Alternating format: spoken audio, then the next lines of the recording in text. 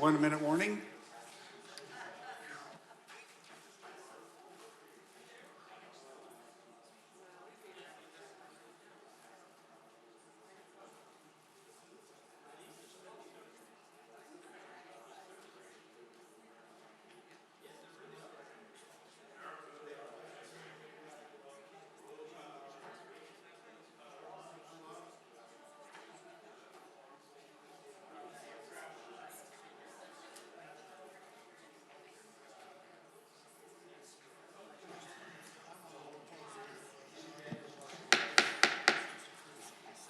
I'd like to call our city council meeting to order for September 25th.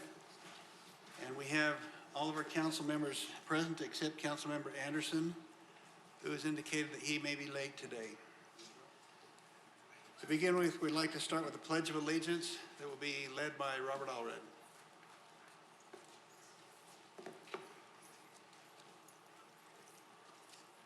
Please stand and join me in saying the Pledge of Allegiance. I pledge allegiance to the flag of the United States of America and to the republic for which it stands, one nation, under God, indivisible, with liberty and justice for all. Thank you. Please be seated. The first item on our agenda tonight is a presentation. So we would invite Janice Voorhees, Marilyn Richards to come up and introduce the new school superintendent.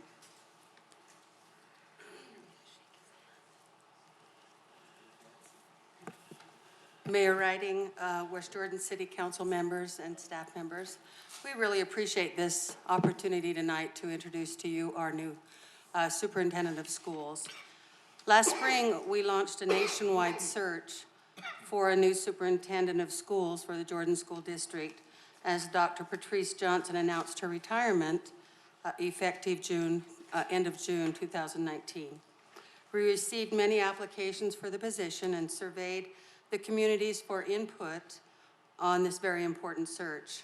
We also formed a search committee made up of community members, PTA, and school community council representatives, educators, administrators, and district staff members.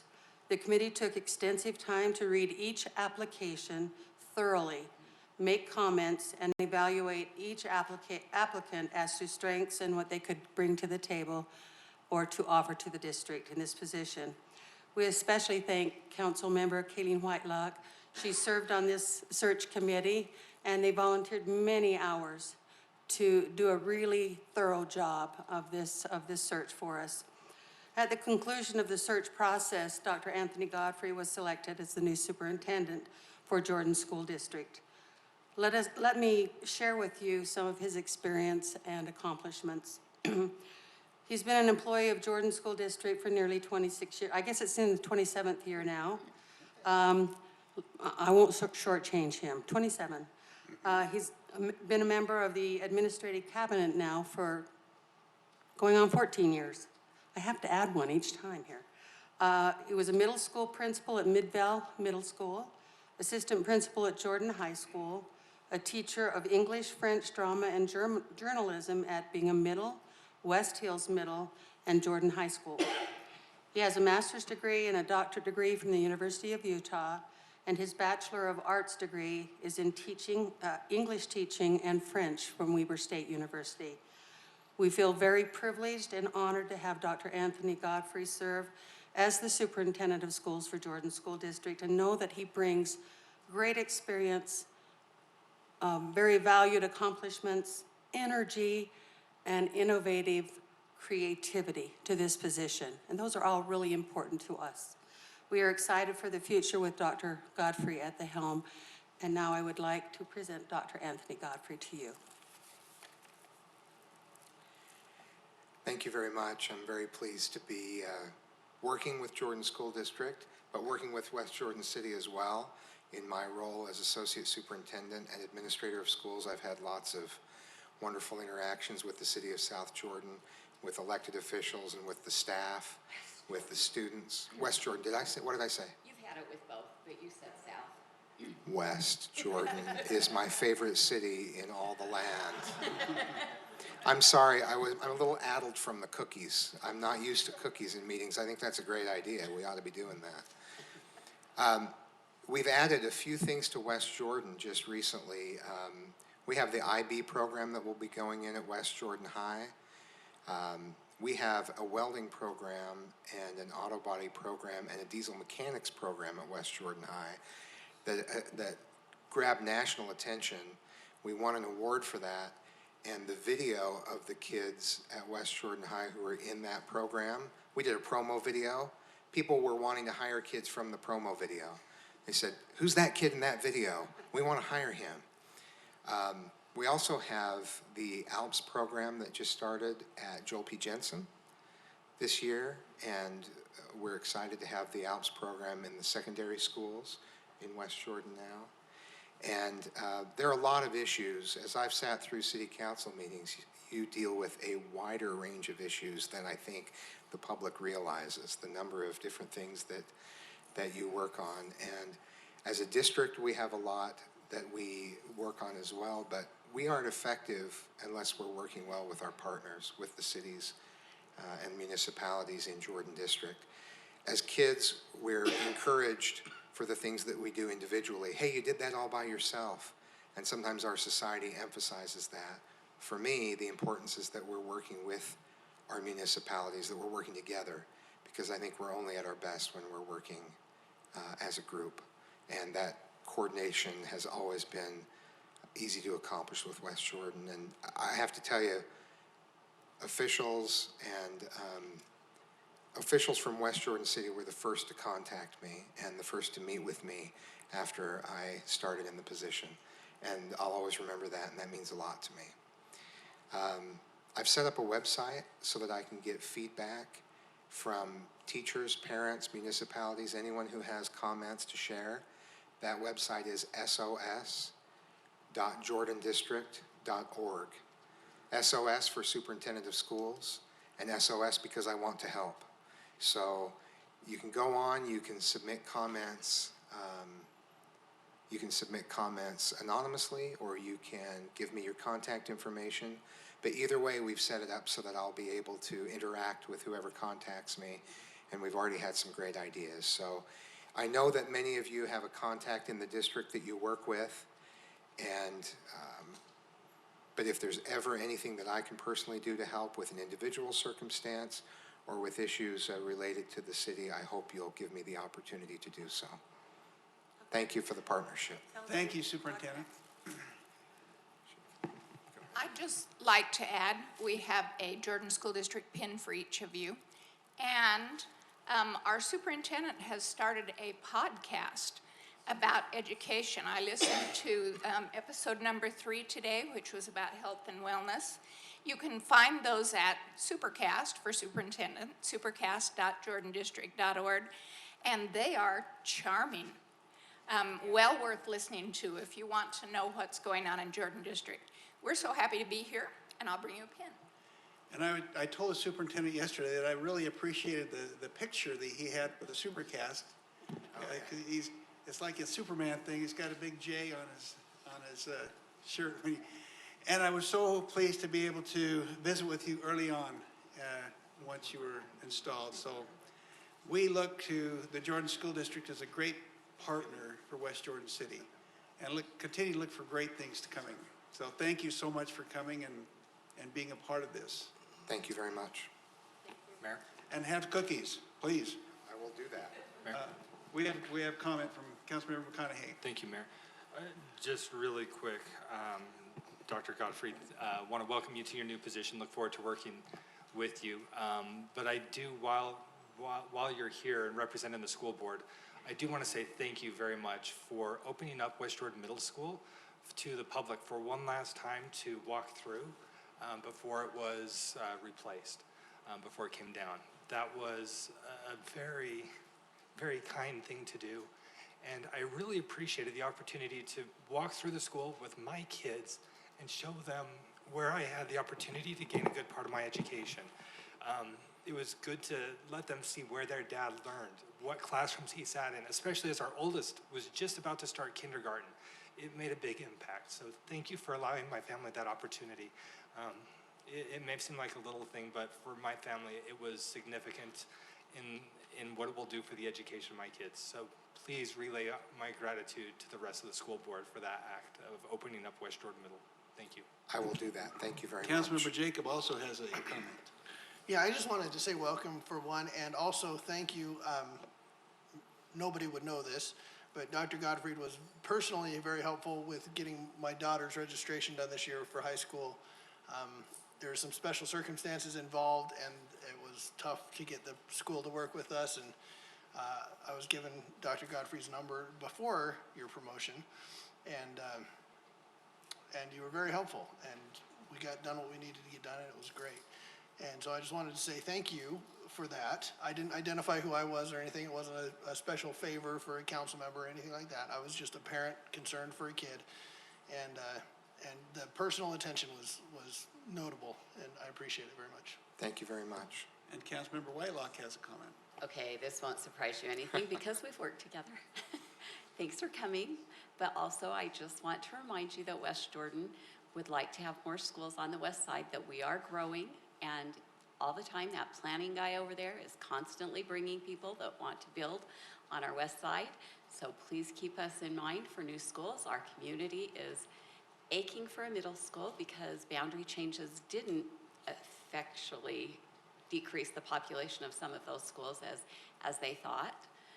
So just thank you, but know that my community that I represent wants schools.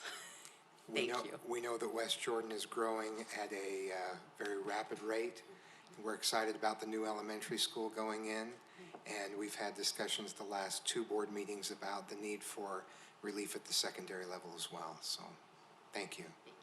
And thank you very much again. Thank you.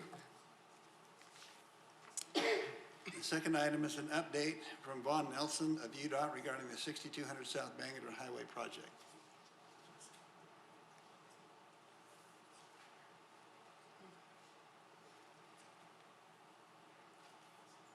Thank you for letting me come out tonight. Like you said, we just wanted to give an update of both the aqueduct project that we are currently under construction with and the upcoming 6200 South and Bangor interchange.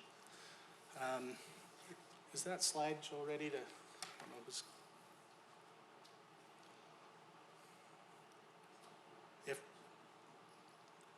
if not, I have a computer I can plug in. I don't have a flash drive.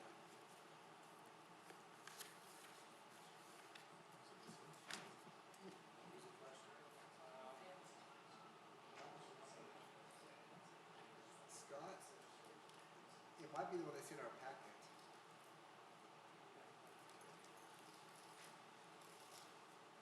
If you click on the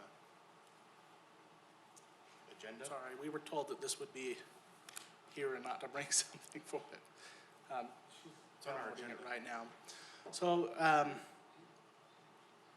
if you've had the opportunity to drive by, you can see that the aqueduct project is well underway. Is it on there? Okay, yeah, that's it. Perfect. Does this clicker work?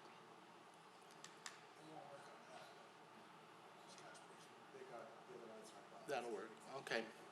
So we began in May on construction on the aqueduct to relocate that to the west. This was to get it out of the way of the interchange that is coming.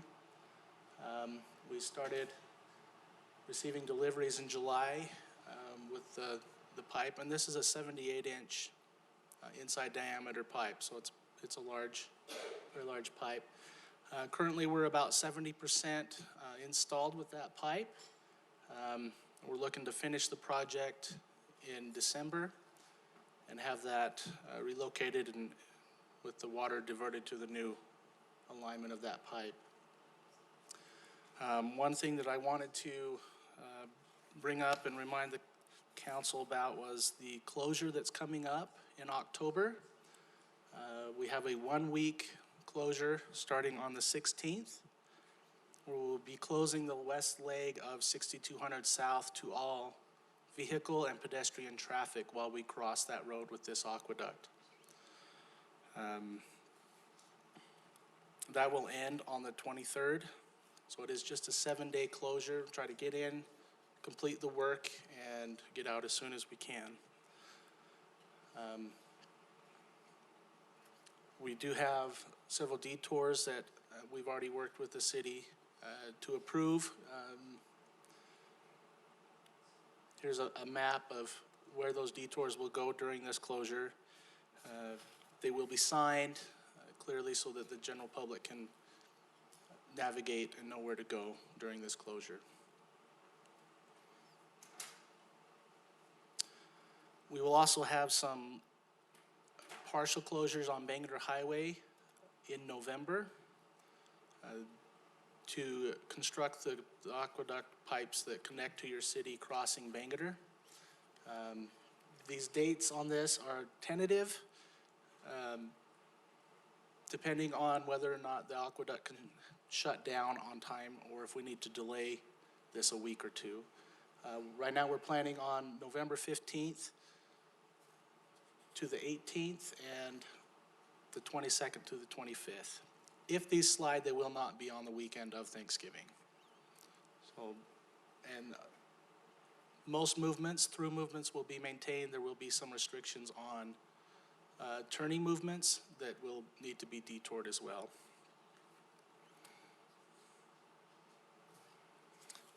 Here's some pictures of that project. We've progressed quite a bit further since these pictures have come up, but as you can see, this is a big pipe. Most of it's off lines, behind fence and noise wall, so you may not have noticed that it's going on, but we are heavily in construction and progressing well with this project. The interchange project, 6200 South, is being combined with 104th South, 126th South for interchanges. Here's a project schedule on how that is progressing. We sent out an RFP to contractors in August. They're currently working on their proposals to give us the opportunity to select one team to construct these interchanges. We're anticipating that construction will start in the springtime of 2020, with construction ending or being completed in November of 2021. So it is a 2-year project to finish that. And that's for all 3 overpasses? That's for all 3, correct. I have some conceptual renderings that give you an idea of what the interchange at 6200 could look like in these slides. The design has not been finalized. That will be included with the contractor who is selected. They'll finalize the design and build this. So these are just concept drawings that give you an idea of what to expect. We are pushing this more to the west. That's why we had to relocate the aqueduct. The aqueduct will sit underneath the on and off ramps on the west side of the interchange. Here's a little bit of the realignment in front of Reams to move that intersection to the west to improve traffic flow and movement in that area. This is a rendering of what the structure could look like over 6200. If this is the final location determined by the school district, where the structure will go, that still hasn't been finalized yet. We understand that, but this just gives you an idea of what the structure could look like crossing that road. Is that north of 6200?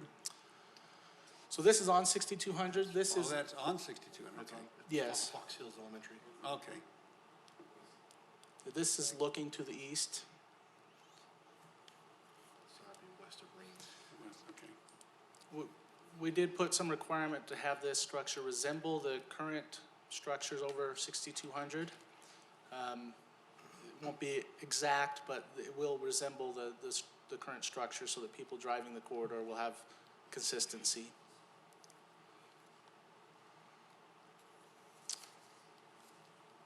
And that's the update we have for you tonight. If you have any questions, I can. Any questions, Councilmember Lamb? Thank you. I just had one question about the pedestrian bridge over 6200 right there. Obviously, it's been there for a while, and I've seen that they've typically taken those and moved them or repurposed them somewhere else. Is this particular bridge going to be able to be repurposed, or are they just taking it down? The current bridge doesn't meet current standards. Okay. We have looked at repurposing it and could not find a need. We did ask around, no one seemed to want it, and so it will become the property of the contractor. If they can find a need for it and repurpose it somewhere else, that might be a possibility, but as of right now, it's just gonna be demoed. Okay, thank you. Councilmember McConaughey? Thank you, Mayor. I wanted to get quick clarification. You said it's the school district that's going to be deciding the placement of the pedestrian walkway? Well, they're currently in their redistricting of the school boundaries. They have told us that they will no longer need a bridge crossing Bangalore at this location, but we're not sure exactly where that crossing will be needed. This is one of the options that we're looking at. Yeah, more than anything, I was just curious if, who exactly is gonna be making the determination as to where it goes, because when we did this, as the interchange went in at Bangalore and 70th, there was a lot of frustration about where the bridge was going to be placed, and if the school district actually gets to make that determination, that's fantastic. But I just wanted to clarify because that didn't seem to be the case last time around. The exact location, there's a process through the environmental study that helps to determine the exact locations of the structures. We try to work with them to accommodate their needs. Marwan, do you have a better answer on who? It's a different school district. With the Grand School District, we're able to get a more conceptual location of this. And they recommended actually the landing at Fox Hill School. So they have landing. I guess I'm still having bad flashbacks to when the big push was to put this the other side of 70th, but it took a lot of work to get it. So hearing that there's willingness to work with the school district is very, very pleasing. Even if it's not Jordan School District and the bridge doesn't happen to fall in West Jordan City boundaries, it's still good to hear that the district is being given a voice on that one. So that was pleasing. And I just wanted to stop to confirm that was the case. So that's where my question came from. We generally try to work with the people in our communities and come up with the best solutions, and we can't please everybody, but it's the goal. Thank you very much. See no more questions. We appreciate you coming and giving us an update. Thank you. We'll now move to citizen comments. I have had no one sign up, so at this time I will open up citizen comments, and anyone that would wish to address City Council this evening, just a reminder, you have 3 minutes. So with that, I will open up citizen comments for anyone.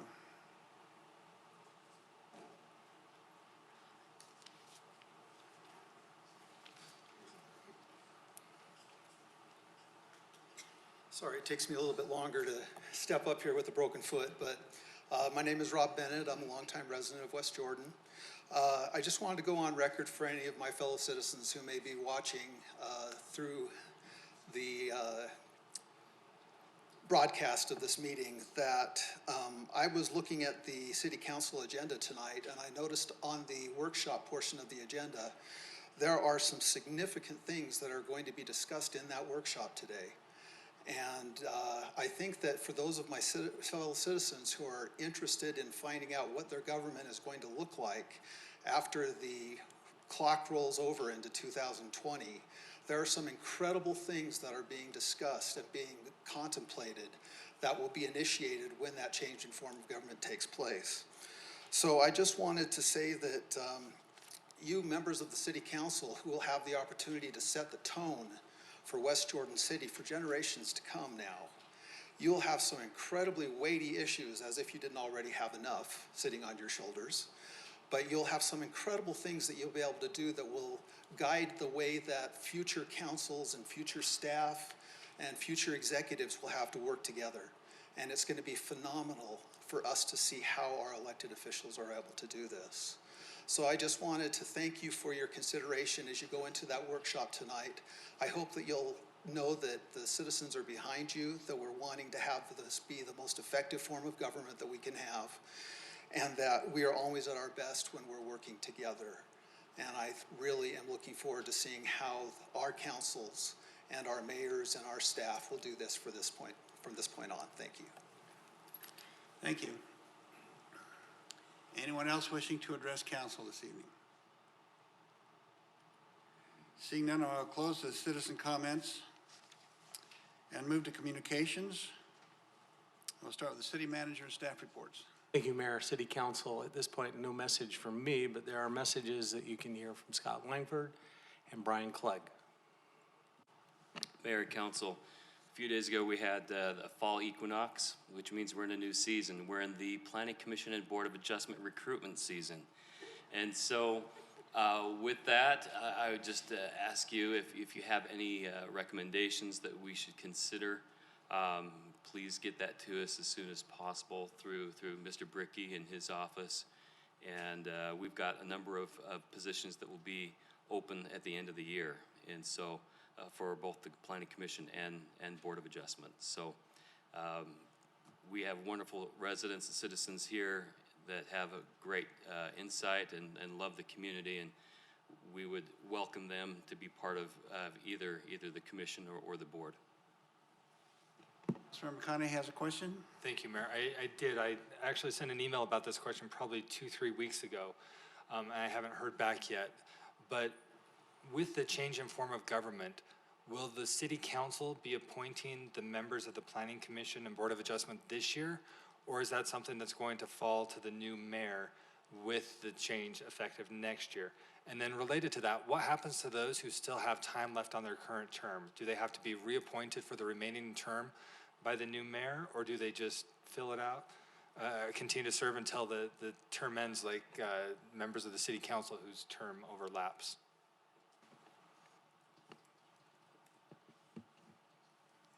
Is everybody looking at Duncan? I'm looking at Duncan.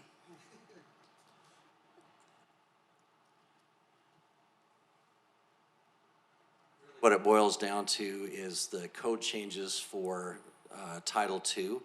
You've already adopted some of those changes. The rest of those would spell out those details. So a lot of those details do come down to you. I was hopeful that we could get through a lot of the Title I changes, but we will be bringing those suggestions to you as to how you can tackle those issues moving forward. There is some level of discretion by this body on how you choose to do that moving forward.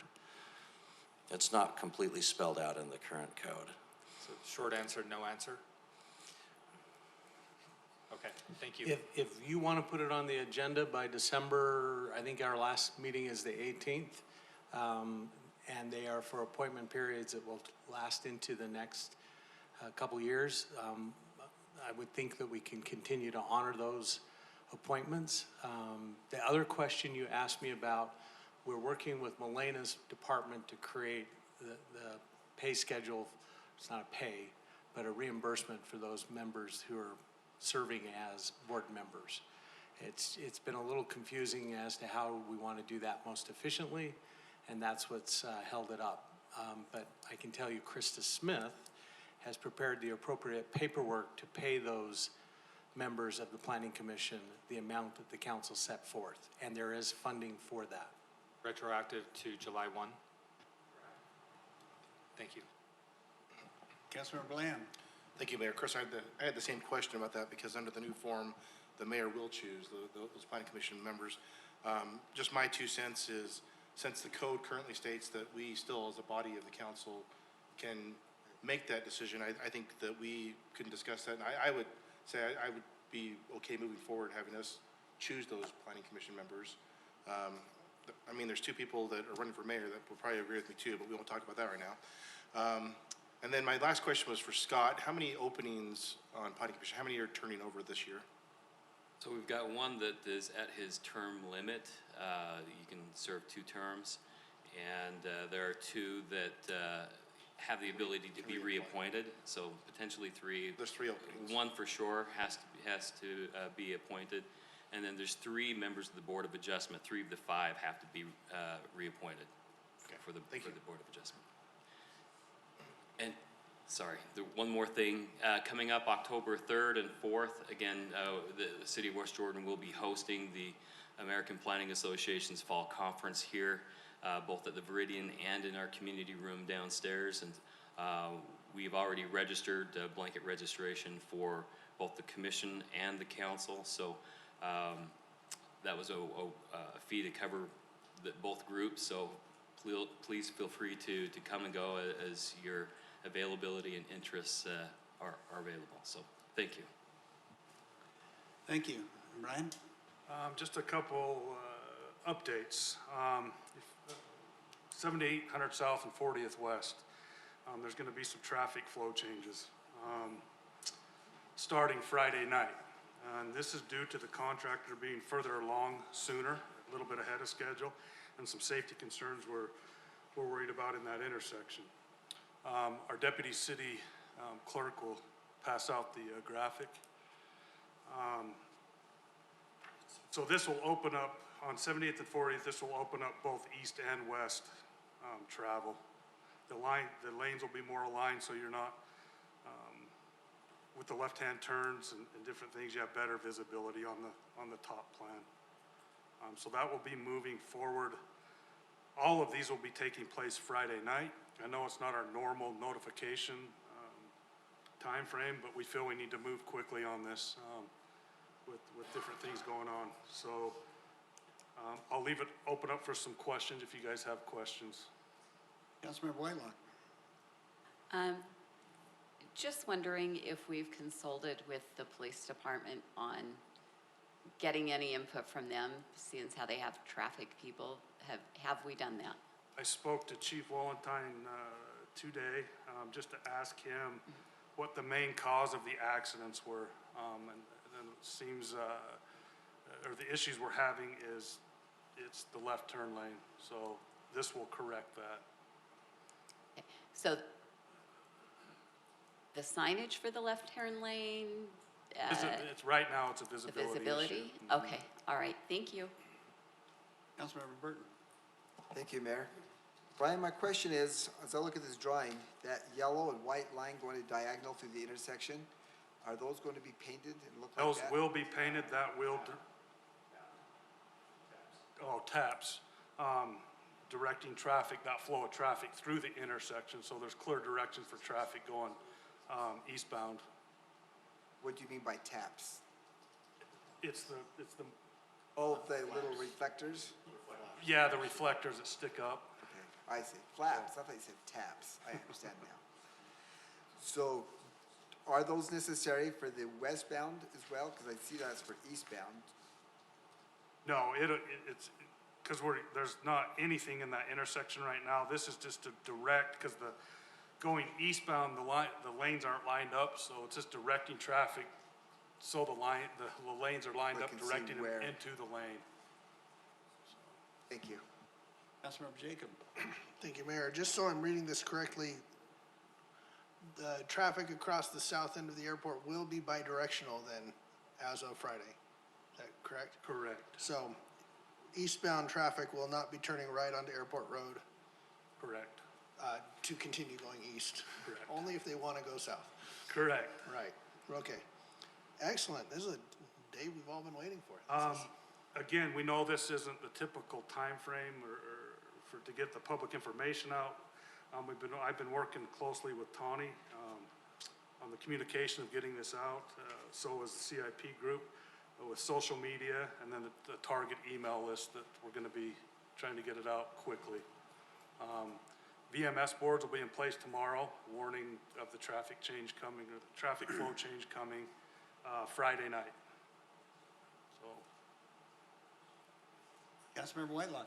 So might be a little unconventional, but for Tawny and Brian, but we might want to consider seeing if Bruce at Smith's would allow that to be on his Facebook post, because he has a lot larger following than we do. So Sure. just an FYI, maybe we could do that. Okay, thank you.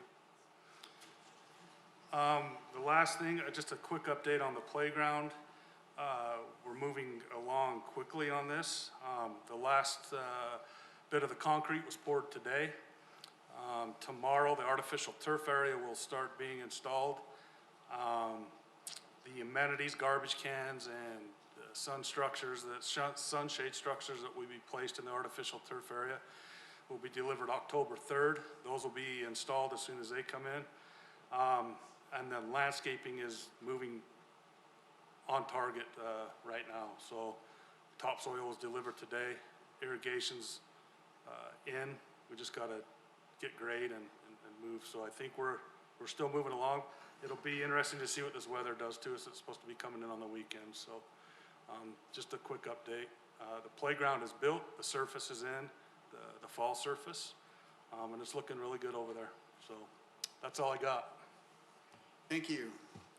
We'll move to council communications and start with Councilmember Jacob. Nothing tonight I haven't already said. Thank you. Councilmember Whitelock. Nothing. Councilmember Lamb. Nothing, thank you, Mayor. Councilmember Burton. I would like to thank Councilmember Jacob for attending the Association of Municipal Councils for me. And I was hoping he's going to report on what he learned about municipal marijuana, but he didn't do that. So anyway, it was about cannabis and how it applies to the cities and how cities are affected by the new state regulations. And I think, by what I gathered from there, West Jordan is doing their share, and we're on top of it. Councilmember McConaughey. Thank you, Mayor. I had the opportunity this week to go to the Chamber West meeting. Most of what was discussed was economic outlook for the state of Utah. I'll share with you my notes. It's not by any means an official record of the meeting, but just like last time, just sort of my impressions and kind of what I took away from the meeting. For Mr. Clegg, as we're getting close to the park, if we need testers, I know where we can find a few small feet to help out with that. And then last thing is, as mentioned last council meeting, I promised to bring cookies if we wrapped up by 8 p.m. I want to make it very clear in the minutes that I fulfilled on that promise. Not only are there cookies for the council, there's enough for everybody here. So if you're having a seat, feel free to walk up and grab some from the table. And if the cookies aren't quite your thing, there are cookie dough balls, which are smaller and therefore, I would assume, healthier. So help yourself to those as well. Thank you, Mayor. Thank you. A little over a week ago, I had the opportunity to come to the city park on Sunday, where they were celebrating the Mexican Independence Day and the Mexican Heritage Week month, and there were over 2,000 Hispanics here celebrating in the park. And the Mexican consul came, had an opportunity to visit with him for a few minutes, and it was quite an exciting thing to see happen here in our community and in our park. So they want to try to do it again next year, so I hope everything works out okay with our events folks and they can do that. I have not been asked to pull any consent items. I assume that's still the case. Councilmember McConaughey?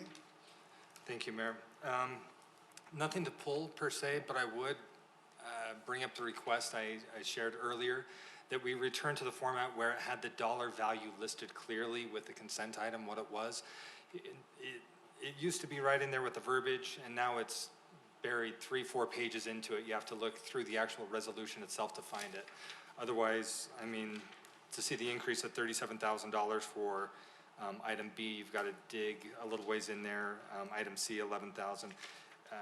I liked it better when it showed everything on the front page, what was a few $1,000s versus what was a multi-million-dollar consent item for new water tank or something like that. So I would just ask if we could potentially return to that format again. There was some legal reasons why we dropped that. I'll sit down and talk to Council McConaughey afterwards about that rationale and strategize on how to maybe get that accomplished. Thank you. Councilmember Burton? I have nothing to pull as either. And I want to thank Mr. Clegg for answering my questions I had ahead of time so that we wouldn't have to take time during this meeting to discuss that. So at this point, I move to approve all the consent items as listed. Councilmember Whitelock? I'll second. We have a motion by Councilmember Burton, a second by Councilmember Whitelock. Discussion to the motion. Seeing none, let's vote. Councilmember Lamb, Yes. Mayor Riding, Yes. Councilmember Burton, Aye. Councilmember McConaughey, Aye. Councilmember Whitelock, Yes. Councilmember Jacob. Yes. Vote passes 6 in favor. Item 8A, discussion and possible action regarding West Jordan attendance at the 2019 Move Utah Summit. Council members Burton and McConaughey. Thank you, Mayor. So there is another bicycle event happening. This time it's in Salt Lake City, so it won't be as long as a ride to get to it. I sent you some information, but either the sponsors didn't show up when it was copied or they were eliminated, but there are lots of sponsors who we're familiar with, such as Utah League of Cities and Towns, Wasatch Front Regional Council, UDOT, and many others. And it has a full schedule there tomorrow. The cost is $35 for an attendee, which I think is extremely reasonable. I'm not asking for any reimbursement for travel, as it will cost me very little to get there. And so I'm looking to see if the council would be willing to have me go as a city representative to attend this event. Is this to come from council budget? Is that where the fundings come from? That is correct. It'll come from the council budget. Councilmember Lamb? Thank you, Mayor. I don't think we keep track of how much council budget has been spent, but as far as I know, we haven't spent a lot of it or hardly any of it. So I'm guessing, I don't know, Ricky, if you want to give us an answer, I'm sure there's plenty of budget to cover something small like this. That is correct. You have very little expenditures. You're a very frugal group. Okay. And Councilmember Jacob? Thank you, Mayor. I believe we have something like $2,400 per council member scheduled or budgeted for travel for conferences and things like this. So more than enough money in the budget for it. So I'm in favor. Someone would like to make a motion then? Councilmember McConaughey. Thank you, Mayor. I am trying to see real quick if there. Let me pull this up. There's no verbiage for a motion. I move to allow Councilmember Burton to attend the summit with the understanding that he is acting as attendee only, not as an official delegate of the city, with no authorization to make any commitments or take any action on behalf, rather just gather information and bring it back to the council. And the funding comes from the budget. Yeah. That's council budget. Councilmember Whitelock. I'll second it. We have a motion by Councilmember McConaughey, a second by Councilmember Whitelock. Discussion to the motion? Seeing none, let's vote. Councilmember Jacob, Yes. Councilmember Whitelock, Yes. Councilmember Lamb, Yes. Councilmember McConaughey, Aye. Councilmember Burton, Aye. Mayor Riding. Yes. Vote passes 6 in favor. We'll now take a break, and during the break, we'll ask staff to set up for a workshop meeting that we'll do down below. And while that's happening, we can all enjoy cookies, And enjoy cookies. citizens included. So is this yours or mine, or are we arm wrestling? That's yours. I can go get another. I'll eat my cookie. Hey, Chris, do they have eggs in them?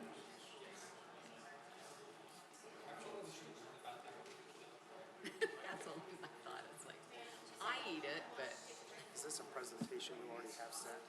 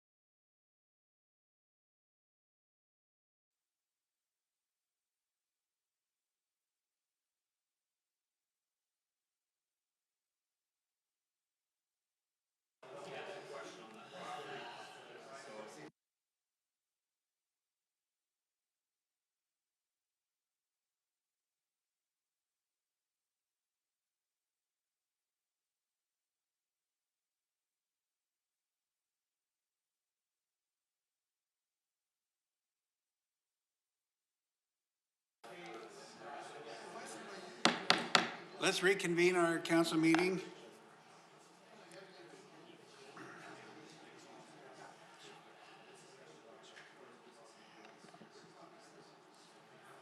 And we'll go to the workshop, which is item 9A, the first one, and kind of a reminder to our clerk that all the mics are open during the workshop. So everyone's free to jump in and speak. Item 9A is update regarding the conceptual plan for the West Jordan Community Arts Facility. Corbin. Thank you, Mayor. We wanted to have a workshop session with you on this to primarily update the council as a whole on what progress we've made in the last few weeks and where we stand, and make sure that the council is still comfortable with the conceptual designs we were working with for the Community Arts Center. On my left is Joe Smith. Joe is the principal at Method Studio. He has a great experience with designing theaters, auditoriums, community and civic spaces. We'll get into that in just a little bit. We have met 3 times since the council approved the contract with Method Studio.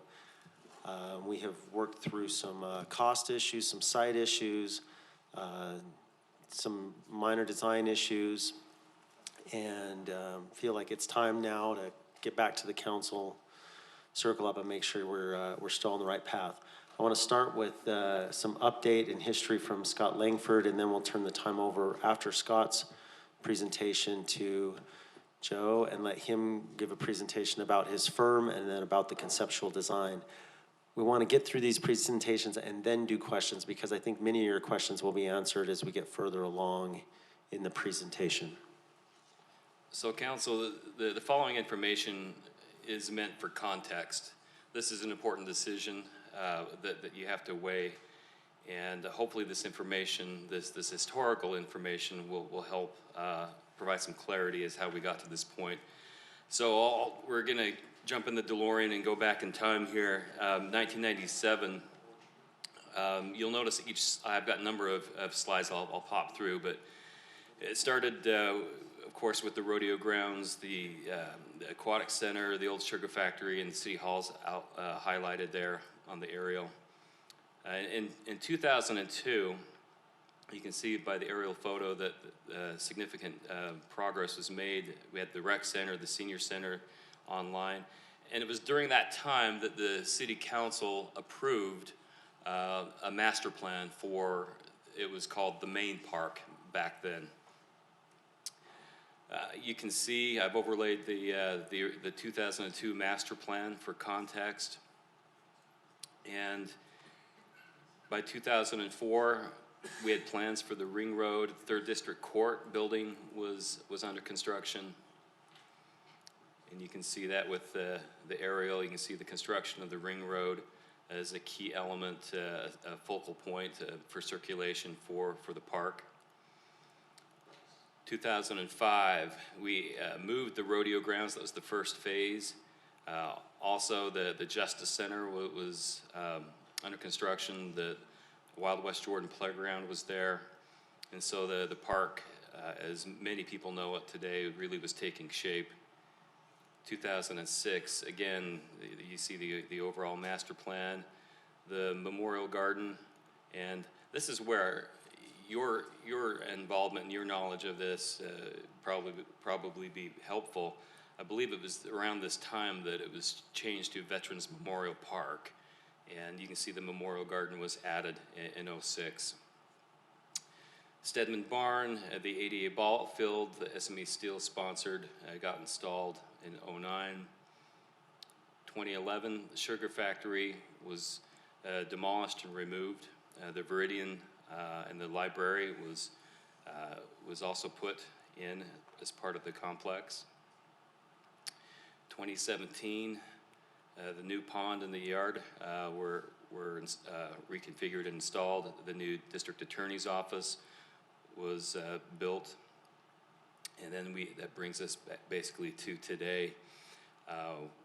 Last year, 2018, was when the road to 2200 was installed, and of course, we've got the new playground under construction, soon to be open.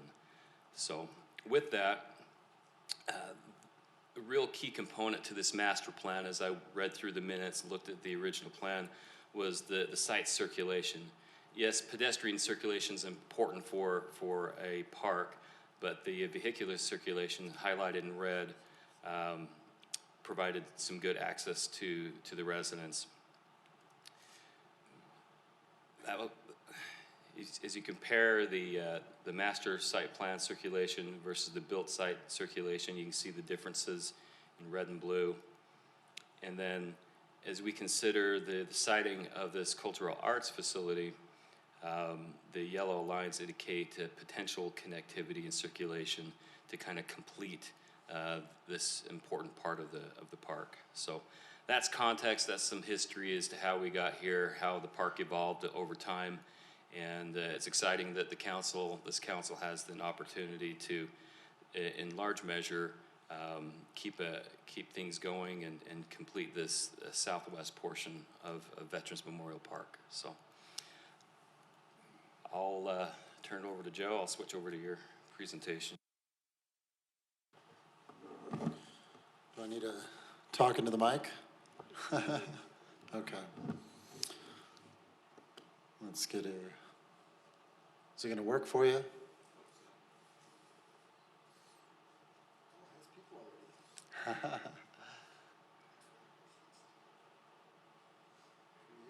Okay, very good. So first, I just wanted to say thank you for the opportunity to be here, to have been selected. Method Studio is humbled by the opportunity and very, very excited to be working with West Jordan on this important facility. So I'm thrilled to be here, grateful to have your input and insight on the work that's been done so far, which is very preliminary, but we do have some concepts that we wanted to run by you. So before we get into those concepts, I want to do a little introduction to myself and our firm and the team that we've assigned to this important project. So as we look at the team and the individuals that you'll see working with the steering committee, so I'm what they call the principal in charge, so I'm one of the founding partners and principal architects at Method Studio. I also lead all the performing arts and arts projects, community type work for the office, and I've had an opportunity to work on that for the majority of my career. So I've worked on over, I think last count was some around 28 community and performing arts facilities, and just thrilled to be able to bring that experience to bear on this project, and hopefully together we can come to a fantastic solution that is not only functional but very beautiful and also meets your budget and your schedule. So that's what we're known for, and thrilled to bring that expertise.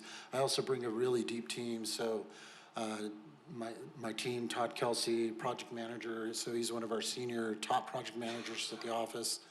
He just finished the NORDA Performing Arts Center down at UVU. It's a very large performing arts center. He brings deep expertise in this arena. And then David Holzberg, project architect, he's a little more behind the scenes. And then Jessica Batty is the job captain, and she also worked on that multiple performing arts centers with our office. But really, we bring a very deep team. So we have a team of engineers that we've worked with many times that have a depth of experience in working with community arts, auditoriums, community spaces, multi-use spaces. And so thrilled to have those engineers as part of our team to work on this project with us. Just a sampling of this list is a sampling of some of the work that we've done that is relevant, I think, to the work on this project. So just, again, emphasizing that we have, bring that experience and expertise to bear, to right size and to appropriately design this facility to meet your needs. It looks like we're number 1 on the list. Yes, absolutely. So just a sampling of some of that work, some photographs, anywhere from that UVU Performing Arts Center that I just mentioned a minute ago, to Snow College's Performing Arts Center, to Mid-Valley Performing Arts Center that's currently under construction in Taylorsville. So we're the architect on that one as well. So, and then some other community type centers, from libraries to community centers to amphitheaters. Those are that's the type of work that our firm focuses on. Wanted to just touch quickly on a couple of case studies as background. So the Mid-Valley Performing Arts Center, as I mentioned, is under construction. That has a 400-seat proscenium theater and then a studio theater and then rehearsal space and sports space, lobby space that doubles as gallery space.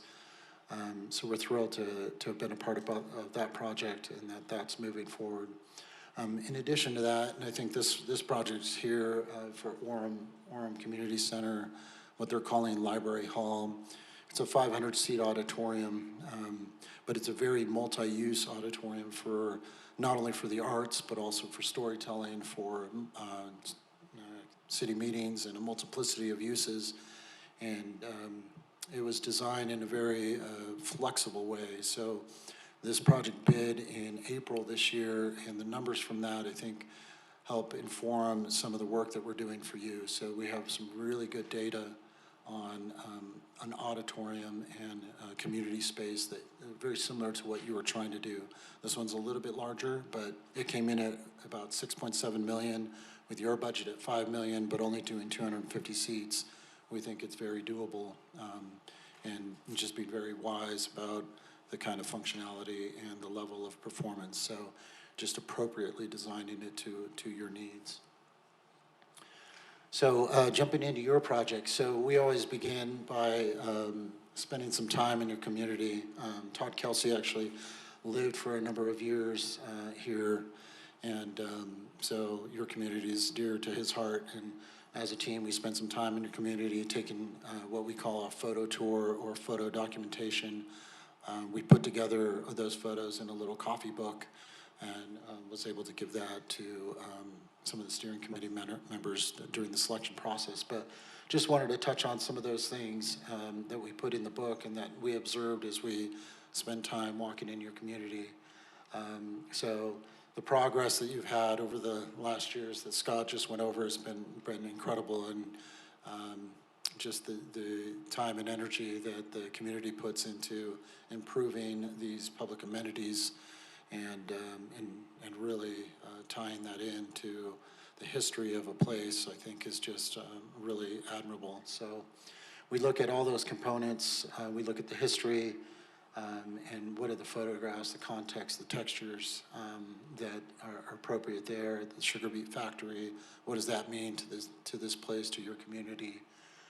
As we evaluate that, we look at the culture, went to some of your events that you've held here in the past couple of months, and sort of rub shoulders with neighbors and community members and to see what the spirit of this place was like.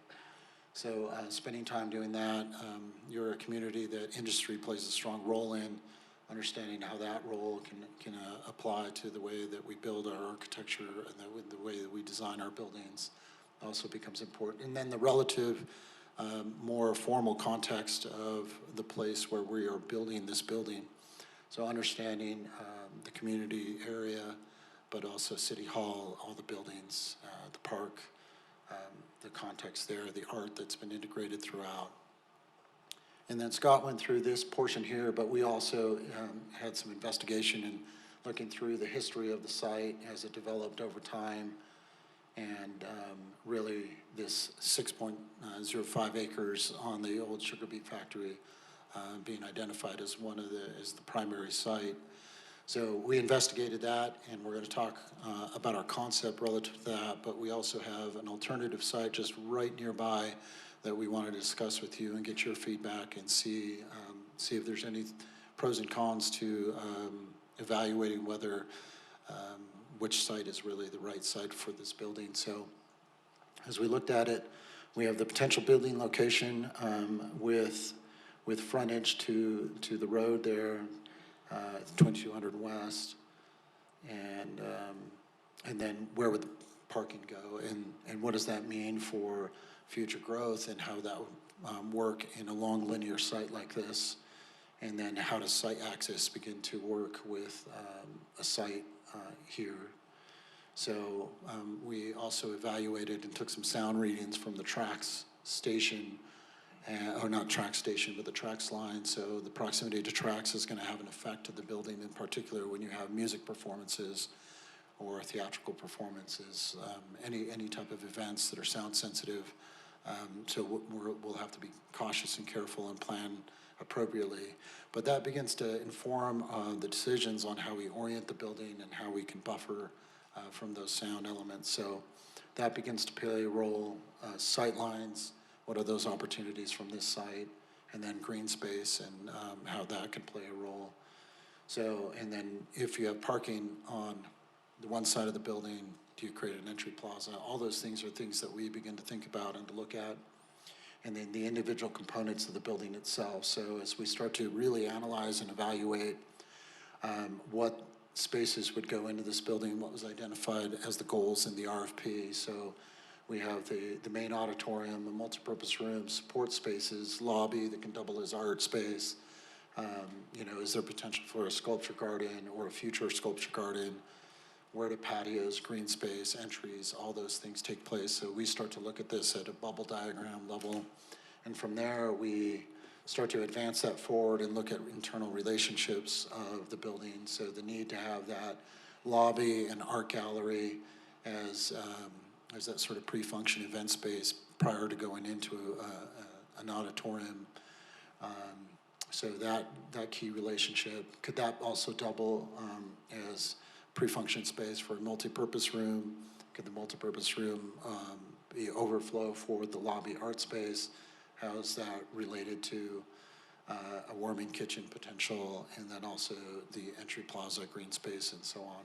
So we take a look at all those elements, and then we got a little more real with it to try to put an actual 250-seat auditorium, design that space to be really a beautiful space, but also a very functional space that has ideal sight lines, that gives you some flexibility in terms of audience size, and then gives you the flexibility of going from music to drama to lecture to storytelling, and to have that multi-use at the heart of what it's capable of doing. So what you see here, that red line represents sort of the front of the house of the building, and then the back of the house or the sports, so the stage, where that be in the presentation, is defined as somewhat the back of the house where all the inner functions occur, and then a presentation is made to the audience. So we evaluate that. In addition to that, if this were to be the scheme brought forward, what happens in 5 years, what happens in 10 years or 15 or 20 years out, and where does that future expansion take place? So the way this is organized, it very simply could have future community uses, future support spaces added on to those edges, and to continue the circulation around the building. So this is kind of just a diagrammatic section cut looking at that relationship from the lobby to the auditorium to green space, how you bring natural light, how that lobby space can transition to reception or event or those sort of things. And then looking at those sound influences. So we recorded about 64.5 decibels coming from tracks with the proximity on this site. So trying to identify, can that support space, if it were to located between tracks and the auditorium, it begins to buffer that sound and really begin to mitigate those decibels that are coming through. So that's one strategy. The other is that with this site, we identified that it's right under a flight path, and that flight path has some noise levels as well. So as we evaluate the construction, how do we cost effectively begin to mitigate that in the roof structure, to really understand what's the best strategy going forward to ensure that that space still performs without large disruptions from some of these events that occur, every half hour, really, potentially, on that flight path. So some of the other elements that we look at is side wings for dance on that stage, its relationship to the proscenium opening, which is the opening that sort of frames the performance. The rake seating in the audience, providing variable acoustics that allows that flexibility to tune the room for the use that's occurring, for the music, for the size of the ensemble, whether it's a large choir, small quartet, or an individual performing either vocals or piano recital, those types of things, or is it a lecture that's occurring? So those variable acoustics allow us to very cost-effectively tune the room to be appropriately designed acoustically for those uses. And then providing some acoustical diffusion at the back of the room would also be important. So we evaluate and study all those things. We've talked with the steering group, the potential of having a thrust stage. Is that thrust stage built in? Is it removable? What are the inner workings of that? The functionality of storing it if it is removable.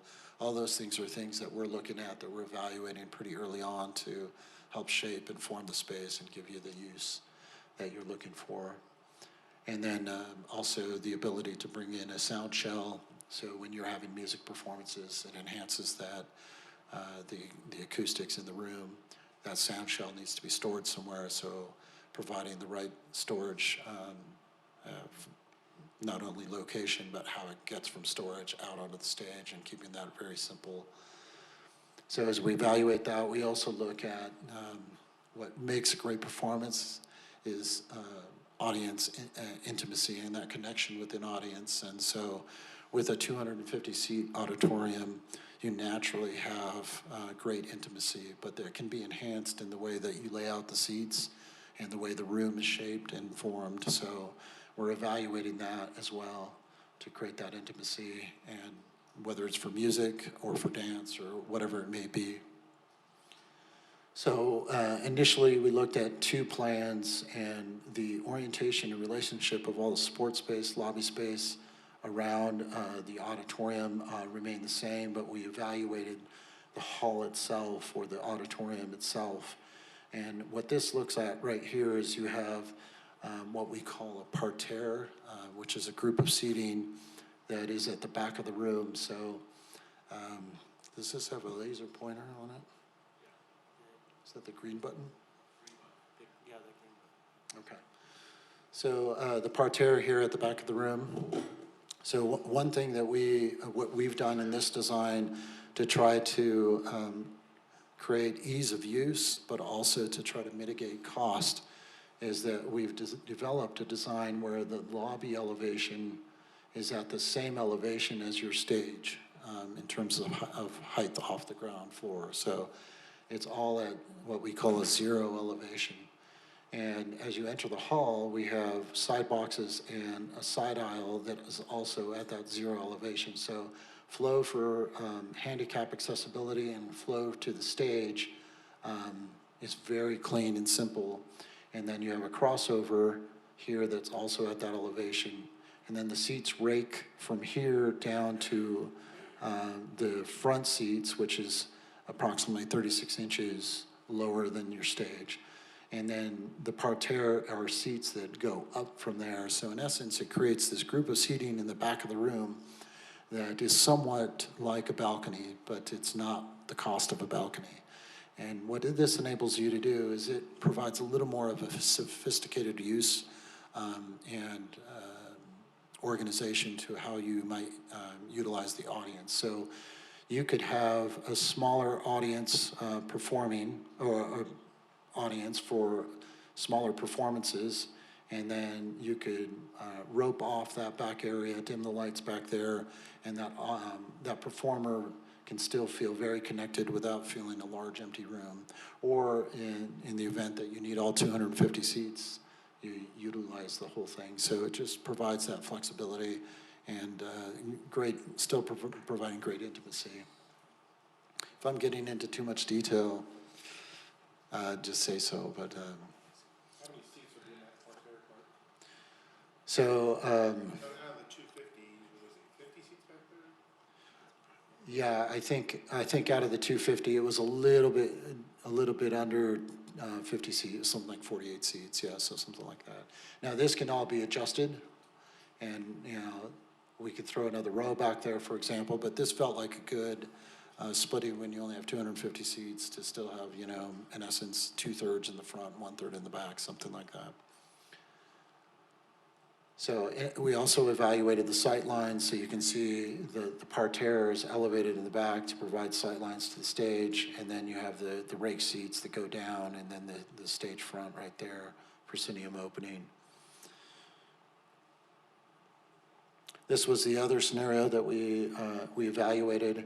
This removes the parterre, puts all the seats in just one seat grouping. So the pros to this is that it gives you just a little bit more lobby space because that back wall moved forward. The challenge with this is that you don't have that ability to sort of size your audience. So your audience, you would have a lot of empty seats, for example. If you only had 150 individuals come into the audience, it would feel somewhat scattered. So I think our preference, and then if I'm speaking for those that have been involved thus far, were that the other options seem to be the preferred direction, but would love to hear any thoughts that all of you have as well. So we also went as far as to design this three-dimensionally, just looking at that concept, what potentially could look like, what the spirit of it might be. This is by no means final, but the orientation with the lobby facing the north, a wonderful thing about that is you get that great soft northern light for the artwork that would take place there. Mitigation from the west sun and the south sun are already naturally done by the building itself when you orient it in this way. So, and then that lobby space looking out to the rest of the park and the complex, we thought was something at least just to consider. It also provided that opportunity to put the support space behind the building to buffer from the track station. So a couple of views of looking at the building and what it might look like. A view at the entrance there. So any questions so far? Well, the next section that I wanted to talk about is that we've started to do a little deeper dive in evaluating the site itself, looking at the site costs, accessibility to the site, and the impact from a long-term perspective. So we evaluated two different sites. One is the site that we just looked at, but a site just adjacent to that to really try to understand and evaluate the cost potentials and opportunities. Before you get into that, Joel, I think we might have some questions on what you've shown. So Councilmember Burton, I guess, just jump in there because your mics are open. Okay, the question I have is that upper seating, what do you call that again? It's a parterre. Parterre. Mm-hmm. So you can go back to that slide on the parterre, please. Where the vision is with the lines going down. Right there. That's it. So as I look at that, I'm thinking the stage is the dark spot. And so that line is going straight across. Is there going to be a problem from that, seeing the entire stage, if that line angled because the stage is down lower? No, so it's actually really great sight lines from back here, and the red is just looking at if they were to have a backdrop of a screen or something like that they have. So because they're elevated and there's actually two steps between each platform, it puts them over the heads of the individual in front of them, and then they're over the heads of the individuals here. So they have really clear sight lines to the very front of the stage. So this is a format that we've done on a number of facilities, and it works out really great. We do have to make these a little bit steeper than those front stairs or the front rake of seats, but that's a very, I guess, customary thing to do on these types of things, yeah. And I'm assuming that increased the cost to do that? No, not really. So the square footage in both options remains the same. It's just a little shift in square footage and from the lobby space, which is only like a foot or two, to the hall itself. The other benefit that this does, because you're only at 250 seats, it puts that back wall distance, just that couple extra feet, helps with the reverberation. So when it's a little bit closer, it's still okay, but it performs not quite as well. There's an ideal distance from the performer to that back wall and the reverberation that comes back. So there are ways to deal with that, but this gets us a little bit more volume in the auditorium, and that volume's just a little bit easier to deal with from an acoustical standpoint in terms of absorption and diffusion and those sort of things. So there are some added benefits to having that parterre. That parterre also, with that elevation of seats, brings audience members just a little bit higher, and that the audience members actually, and the seats themselves, if there's not someone sitting there, has an element of absorption as well. So that factors into the calculations for acoustics, so. So what is the drawback to it? Why would we not want to do that? I don't know that there's really a drawback. Thank you. Yeah, great question, so. Not necessarily. Probably your drawback would be if you were going to do a lot of visual art displays in the lobby. Yeah, Then you'd want the lobby space. yeah, But other than that. But if it's only a foot or two. yeah, I think it was maybe 2 foot 4 inches or something. I can't remember what the calculation was, but it was. Question more for the council, not so much for Joe, but seeing as we've got some additional folks that have come in specifically to hear the conversation with the workshop, I wonder if after the presentation, the council might be open to reopening citizen comments to allow folks to share their thoughts after they've heard some of these different ideas. Do we need to do that in a work session, or can we just invite them to speak? We can do whatever we want. It's our meeting. I would suggest waiting until after we've gone through the presentation, so they have a chance to take notes and say, I want to comment on this, so that we can kind of keep things a little more consolidated. But I'd like to open it up and give a chance to some of the folks who came specifically to hear this to also be heard about that, if the council's okay. When we get there. Okay. Any other thoughts or questions on the plan or anything that you've seen so far?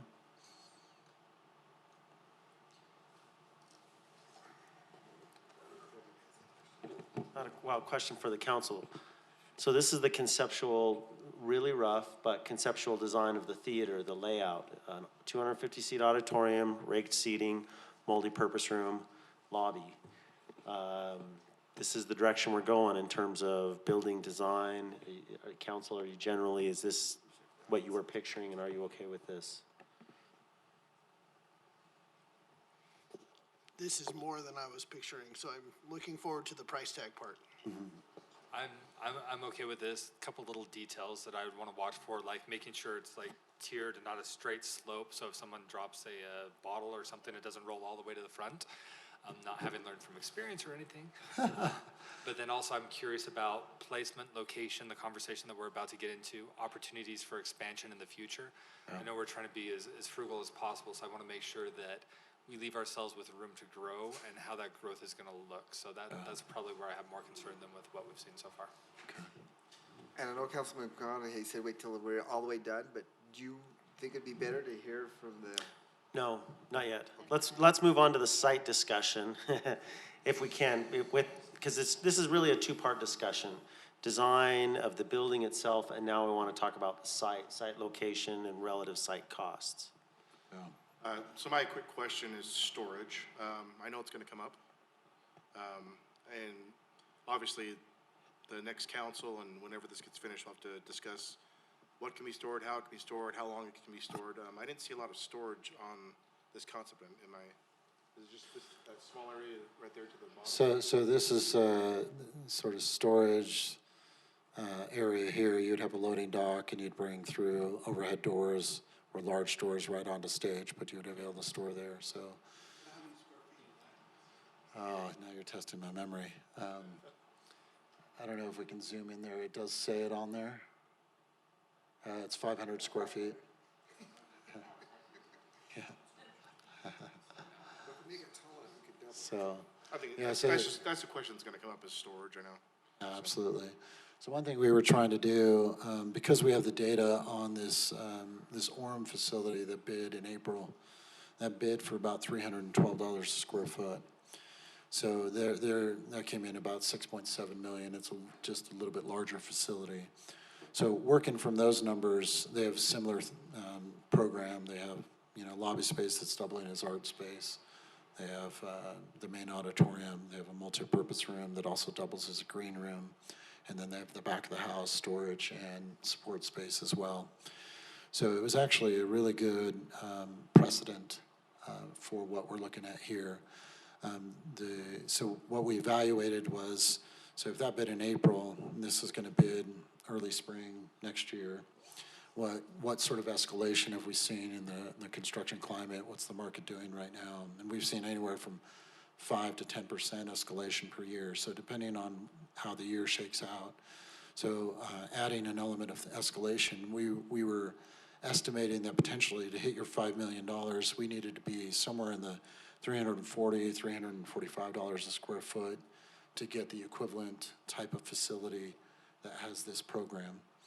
And working back from that, that would mean that you would need to have a facility that was in the 14,000 and change square feet. So as we evaluated these, it hits all those program elements, and you can see that both options, you know, I mean, they're just slightly different from each other.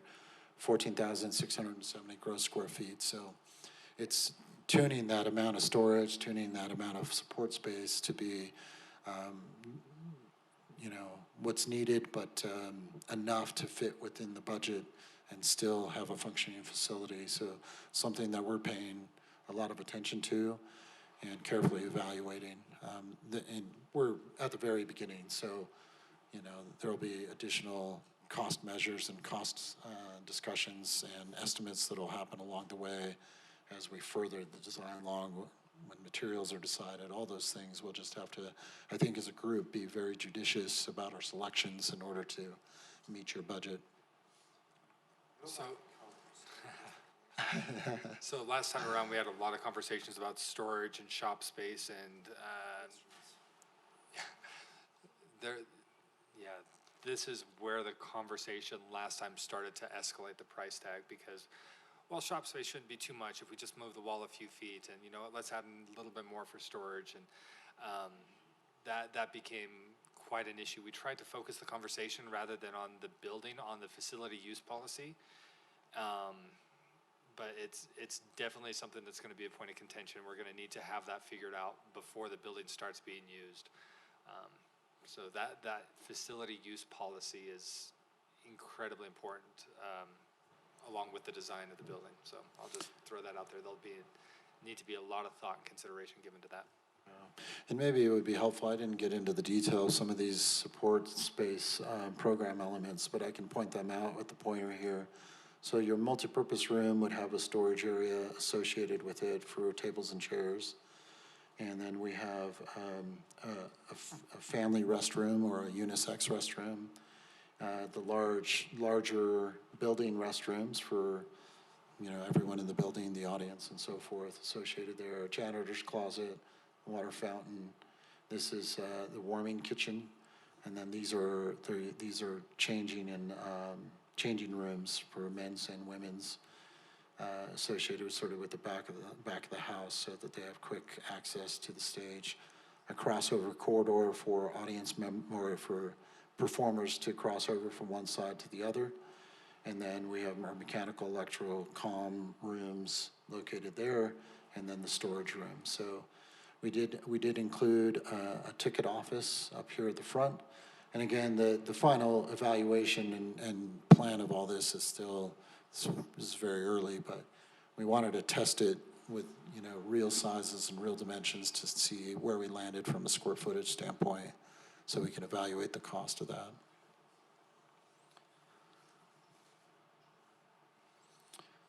Any other questions or concerns or thoughts? So we can move it on to the site discussion, if that's okay. Okay. So let me move down here. So as we started meeting with the steering committee, and I think we've met 2 or 3 times, I think, one of the primary subject matters that have come up is the site. And as we evaluated that building cost, that $5 million, looking at that Orem project as a precedent, that was the building cost alone. So it didn't include FF&E, fixtures, furniture, equipment, and then it didn't include site costs.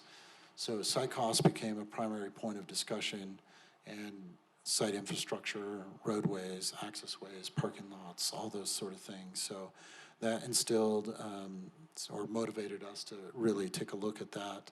And again, we're just really at the beginning stages of scratching the surface on this, and wanted to bring it in front of all of you before we went too far. So Scott already took us through the master plan, just a quick rotation there. The facility In the master plan, this was identified as the arts facility or the performing arts facility with performing arts support space back here. You had a perimeter road access planned for right there as Scott had identified. And so, you know, we were looking at that as well. And then evaluating the site utilities that we knew about. We don't have a full survey yet or a geotech, but we do have a lot of site information that the good folks here at the city were able to provide to us. So as we started to look at and evaluate that, and then just taking a look at the site right adjacent to what we're calling Site A, which is the primary site that was identified, the 6 acres, would there be any benefit or at least an effort to look at something real close, real nearby? So we're calling that Site B. So there were some pros and cons to each of these, and I'm going to take you through. So Site A, identified there in blue, has great visibility from 2200 West, ample room for future expansion. How that expansion occurs, in particular with parking, becomes an important factor. It does have access to mountain views, solar orientation. You can orient the lobby to the north, put the back of the building towards the tracks. So there are some real pros to this site. Screen loading area, it can be between the tracks and the back of the building as well. Some of the cons is that it is adjacent to tracks, so it's right there. So sound mitigation becomes something that we'll have to be very careful with and understand the full impact of that. And then as we evaluated this and looked at the length of utility lines to get to the building, we did some really quick cost, at least on piping and line cost, of the difference between this site and Site B, and there was some savings that were being identified if we were to go to Site B. So there is a little bit longer utility lines to get to Site A that would have to be considered as we evaluate these two. So Site B, some of the opportunities there is that you know, would there be a potential to share some parking with the aquatic center, with the rec center, with the senior center in that parking lot right there. There's possibly less site to develop, which could save you some money. And then preserve the sugar factory site for either open green space or future expansion or other uses. And then you also have the opportunity for shared frontage along that road right there, which is really a parking lot road or a sub-road. What did you call it the other day, Chris? This road. Corbin, do we own that parking lot, or is that the county's parking lot? It's owned by the city. There's an easement on the southern portion of the parking lot to allow for pool parking. Yeah, we're lining up a meeting with the county to see if they have any concerns with shared parking, but I'll give you more details about the parking aspect in a few minutes. So some of the challenges with this site is that it doesn't have quite as good a visibility as it would over here from 2200 West, but it has maybe more visibility from community members that are coming to these other facilities, and from the park area and from the library area, the rodeo, we'd have a little more visibility. That Site B would also, I mean, I'm not sure what the costs are for that, but finish that parking lot up to the rodeo grounds too. Right. Rather than, It could. Yeah, for sure. rather than stopping and turning into dirt. The other thing we wanted to evaluate was, is there potential for future expansion? You know, someday maybe you want a full proscenium theater with a fly loft and the full kit and caboodle, 400 seats, 500 seats, whatever it may be. If that is something that is a goal for the city to have someday, can that be, how's that planned and how's that attached to the building? And where would that go? And in addition to that, you know, we talked about, is there potential future studio theater or black box theater and the sports space associated with those two elements? So we evaluated, we took this one's a little over a 400 seat proscenium theater and then a studio theater, and just evaluating those, putting those together, getting some blocks, and then looking at the two sites. So you can see for this building, if we were to add about 100 stalls, put a plaza access road to their loading zone back here, As we expand the building, well, looking at what that might look like, again, these are rough sketches, but if you want to add a future proscenium theater, future studio theater, you're going to add stalls. The stalls that were located right here would have to be moved, and then additional stalls here. So there is some future cost associated with just having to move those stalls with adding, if those were the pieces that were to be added to the building, and when and at what time down the road would that occur. So just looking at what that would look like. So there's 200 stalls, proscenium theater sort of anchored in the center with the studio theater, and then this auditorium as well, the access road, whether it comes here. And really, we've been talking about if the site is here, an alignment that comes this way with Pauline Way, across from Pauline Way, maybe might be more appropriate. So in Site B, as we looked at that, evaluated that, there's a number of scenarios. Could you do 50 stalls of shared with the county? City owns this lot, but they lease it to the county. Provide 50 new stalls. Those 50 new stalls could be shared with events occurring at the rodeo. You could provide road access to a loading zone there, or that road access could take place on this side between the berm. There's a berm located there, but road access on that side to get to a loading zone, and then allow that for future expansion. So as that starts to build out, you very easily could add that proscenium theater, future studio theater, either have an access road that aligns there in front of the rodeo that feeds this parking lot, feeds that access road. Does this get connected and start to become more like the master plan had illustrated? And then you have more plaza and lobby frontage facing the north, a little more distance from the building to the tracks line. So those are just some of the things that we began to evaluate and think about as we considered this as an alternative site. And you kind of get a feel for what that might look like. So really, that was it. We didn't want to go further without putting it in front of the council and getting everyone's feedback and direction on this. Before we invite someone in the audience to speak, I'd like to hear from any of the council members that'd like to address anything they want to say.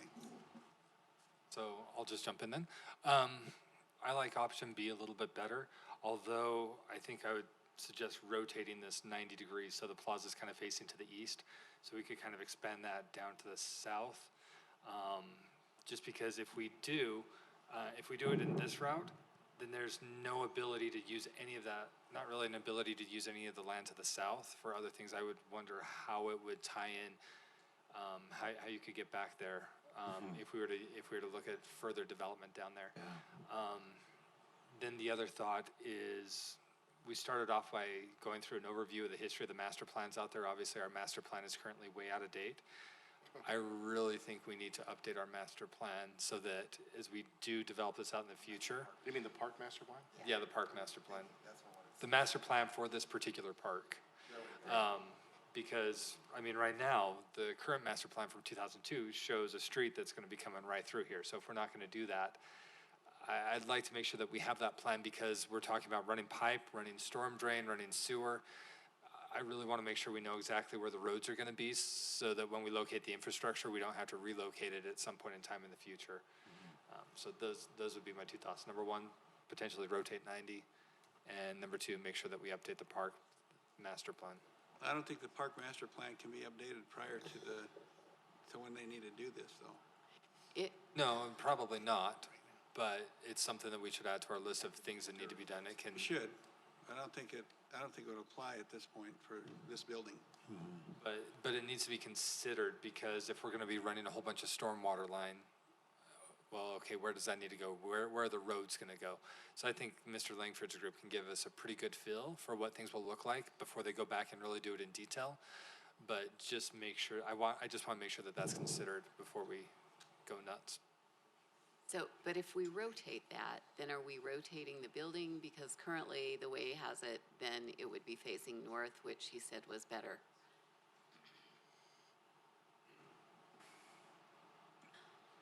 So, Yeah.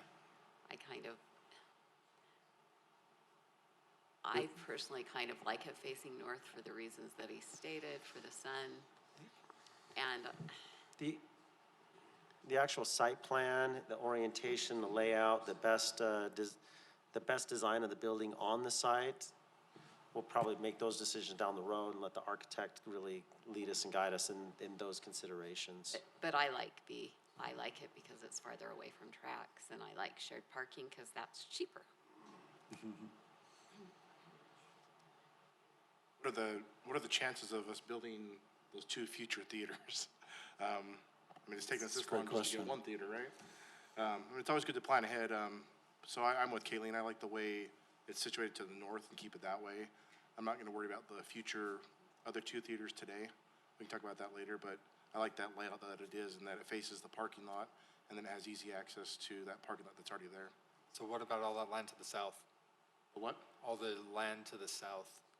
Like tracks. Well, maybe we could sell it and make a nicer theater. The developer would love to put some twin homes along there. It'd be great. I just worry about going this route. It prevents any future use to the south. Right, because you're But closing off access. go back to that park map, because it showed the theater in this area. But I'm not as worried about the sound, because when I'm over at the historical building, the Pioneer Hall, when I'm watching the plays, I don't even notice the trains going by. So it showed it right there. And then what did they say? What did you say those buildings were? Scott? What are those red buildings along the tracks line? The old Sugar Factory buildings. Yeah, this They're was, That's the theater. that's the theater, and then these are support buildings like a scene shop and some other support buildings to that, I think. Or the theater. Isn't that right, Okay. Scott? Yeah, you can see that the old silos are still there. The silos and. So, and the old support buildings, so, but anyway. But yeah, the original intent was to have the theater in this area. The part I want to avoid is it showed 50 existing stalls and 50 new stalls. I think we've stalled too many times on this, so I don't want to stall anymore. Oh, those are parking stalls. Oh, my. Parking stalls.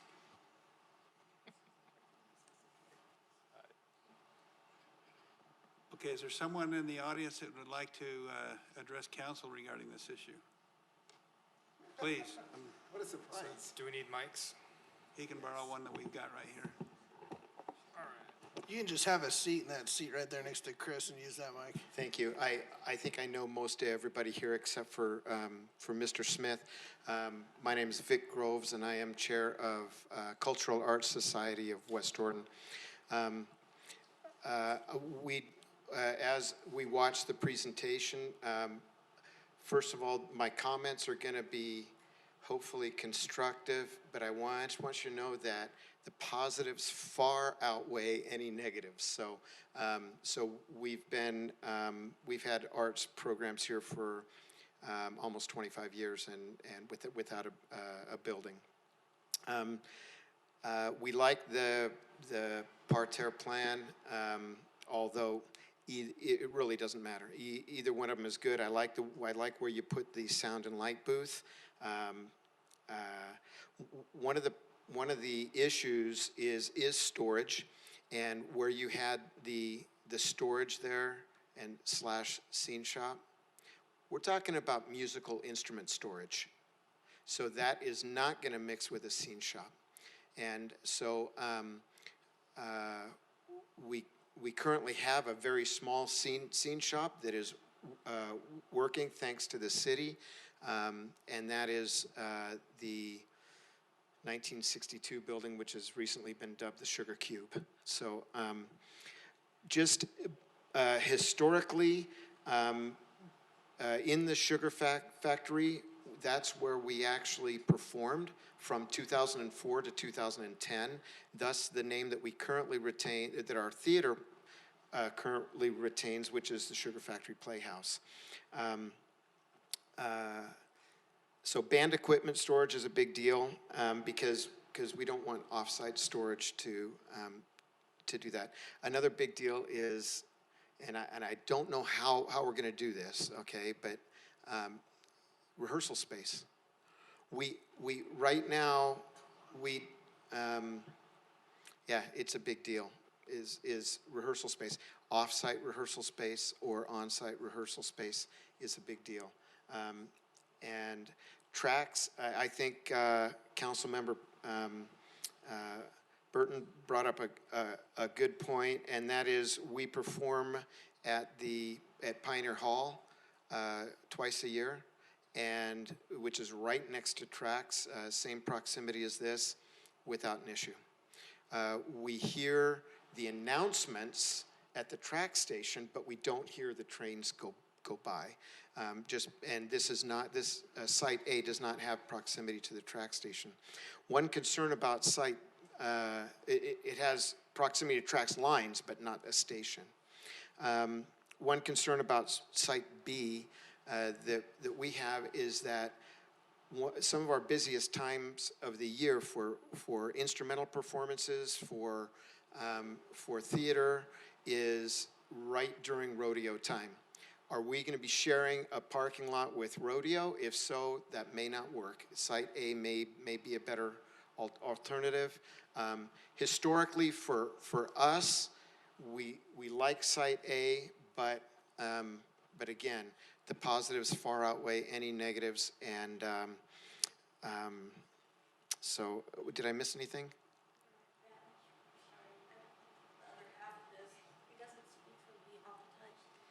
She is actually the chair of Sugar Factory Playhouse. Sugar Factory Playhouse. We kept the name.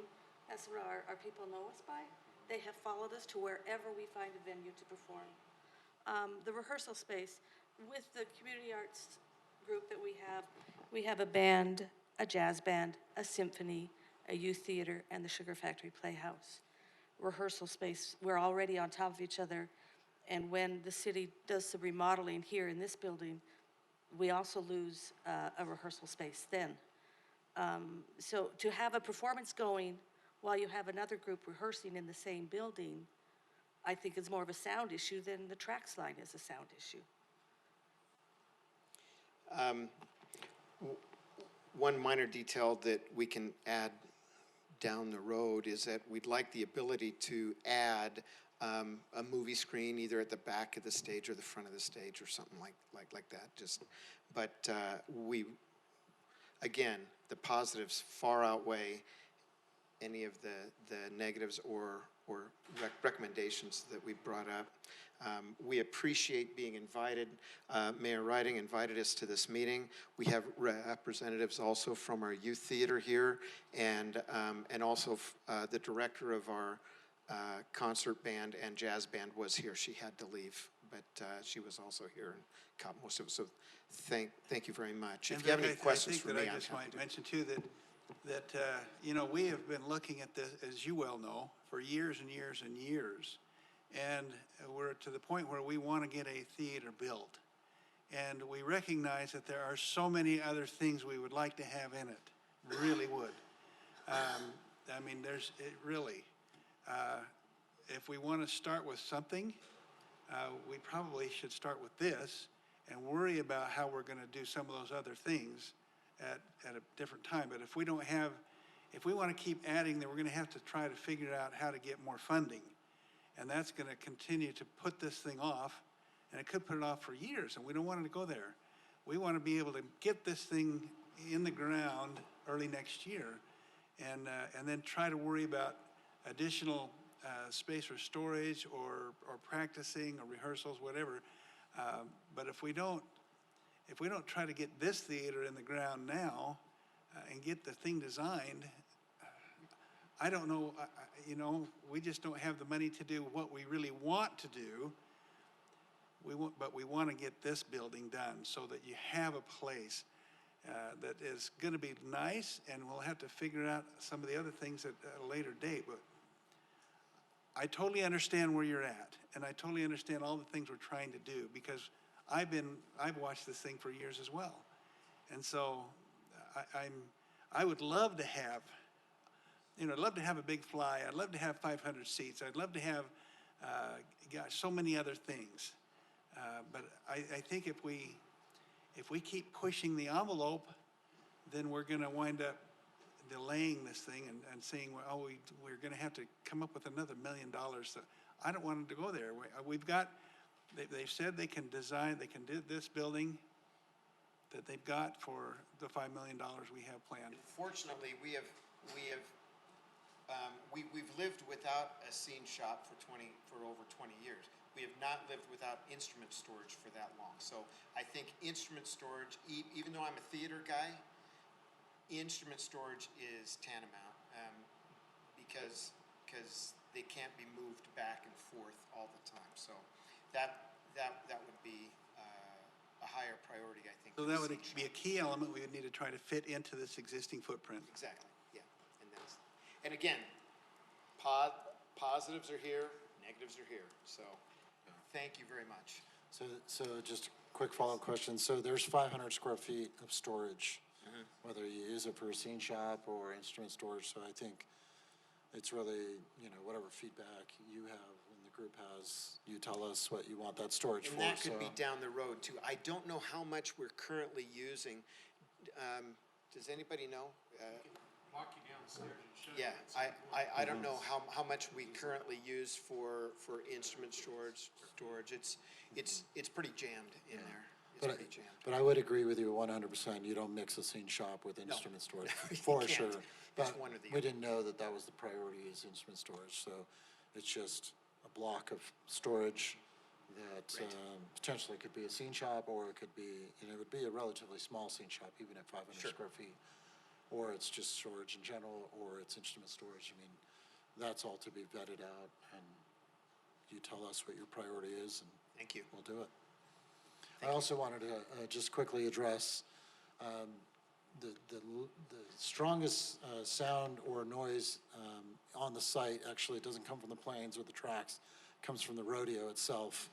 So even down on this site, on Site A, down here in the Sugar Beet Factory site, was it you, Chris, who took some sound measurements from the rodeo that night? I can't remember who it was, but someone had, and they were, in the high 60s to low 70s, easy. Yeah, maybe it was you, Corbin. So programming for this facility during a rodeo event, I think, will be relatively challenging, no matter if you put it on Site B or Site A. So rodeo is really loud. It's the question of bringing it up, because they actually do events during that, which may not. I don't know. I think there's going to be, whether you choose Site A or Site B, during the peak of the rodeo, you're going to have parking overlap during those same Well, the only times. benefit whether we Site A or Phase Site B. July 2nd, 3rd, 4th, 5th. Right, the Just benefit those of A is 45 we're adding new There's- parking.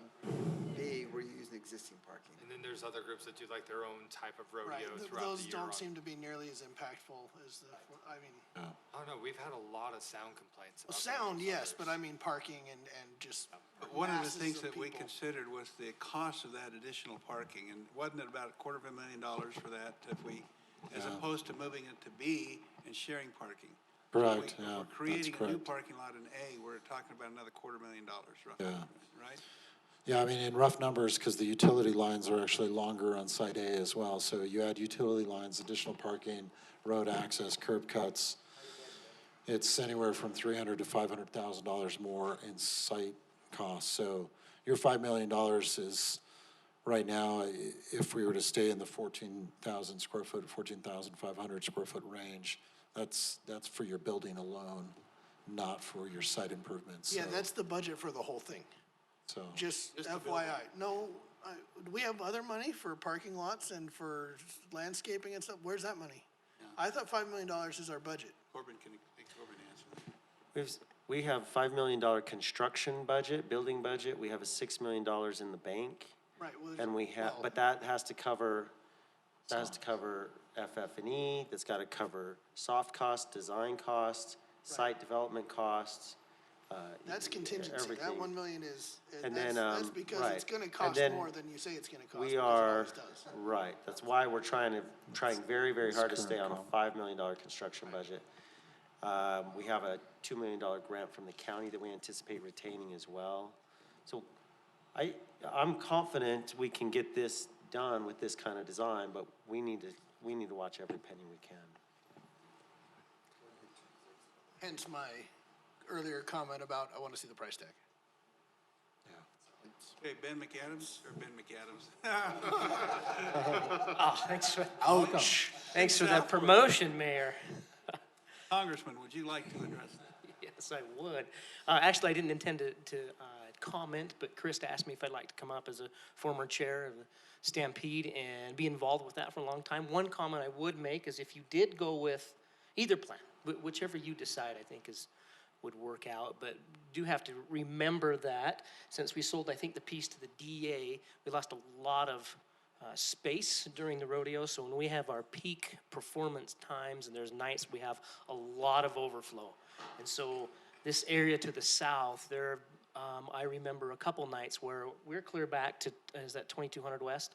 We fill that with trailers and trucks. And so that's just a consideration. Regardless of where you put it, I don't want to make that determination of what's the best, but remember that you're still going to have that demand for all that space when all of those trucks and trailers and horses and they come in there, and it's only a few nights out of the year when that happens, a couple nights. And so, but it is that peak demand. So just keep that in consideration. So if that south remains open, that's maybe easier.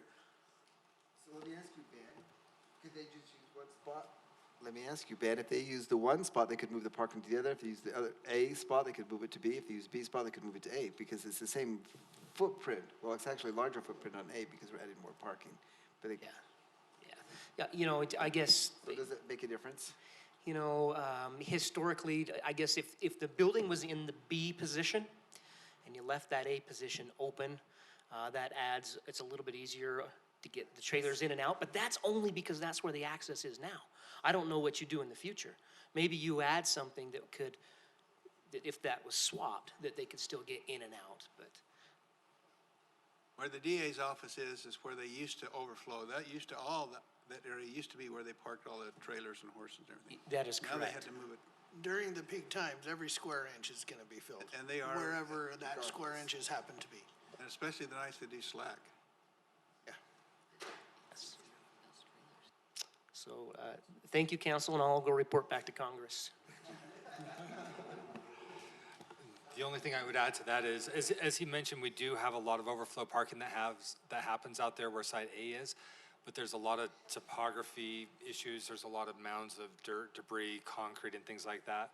So if we're going to be moving dirt out there anyway, maybe we look at trying to level that out somewhat so it can be used a little bit better. I think if it were leveled and we had if we had some millings thrown down, it might make for a little bit better use of the space when they do need the overflow.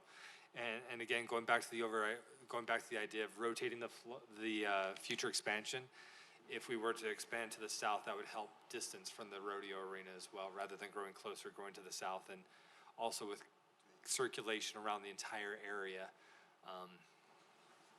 Yeah, I'll stop there. It's good point. Circulation, I think, is a big thing because on peak nights, it's already bad, and we're adding another venue and taking up space. So we're not going to be making the circulation better regardless of which site you use. Well, you're talking about a theater that's going to be used all year versus a 3-day event. Right. Well, again, and there's other nights that the rodeo arena is used and other things. Circulation during peak times is already bad, is what I'm saying. And we're not going to make it better with this. We're adding a venue. We're taking away usable space for cars, trucks, trailers, whatever. And I'm not worried about losing that space for the rodeo. The rodeo, they'll find somewhere else to go, and we'll exactly. figure it out. Every square inch is going to be used one way or the other So. And I would always think that there'd be scheduling that would help alleviate some of those difficulties. Yeah, there's no reason to not be able to work together and work around other events. So, yeah, Site B saves money. I like that. Make a nicer building because you're saving money on other things. So we probably ought to give the architect a little direction, or it sounds like Are we people- voting tonight on going for B? Well, I think we just need a head nod right now. Yeah, but I think we just need a head nod. Okay, we I haven't can't- heard we can't anyone vote, speak but in we can favor of site vote. A over B. Is there anyone that's in favor of site A over site B? The advantage I see of A is it's at the sugar factory location, so it ties it with his name, so it has some continuity. Yeah, that's not a big deal So- though. I mean, nobody knows it's there anymore anyway.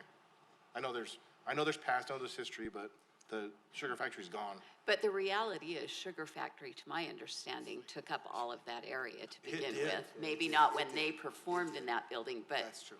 it originally took up the whole area, so I think it still applies. Clear over to where the I think arena it is. matters, but I think that this still works because it applies.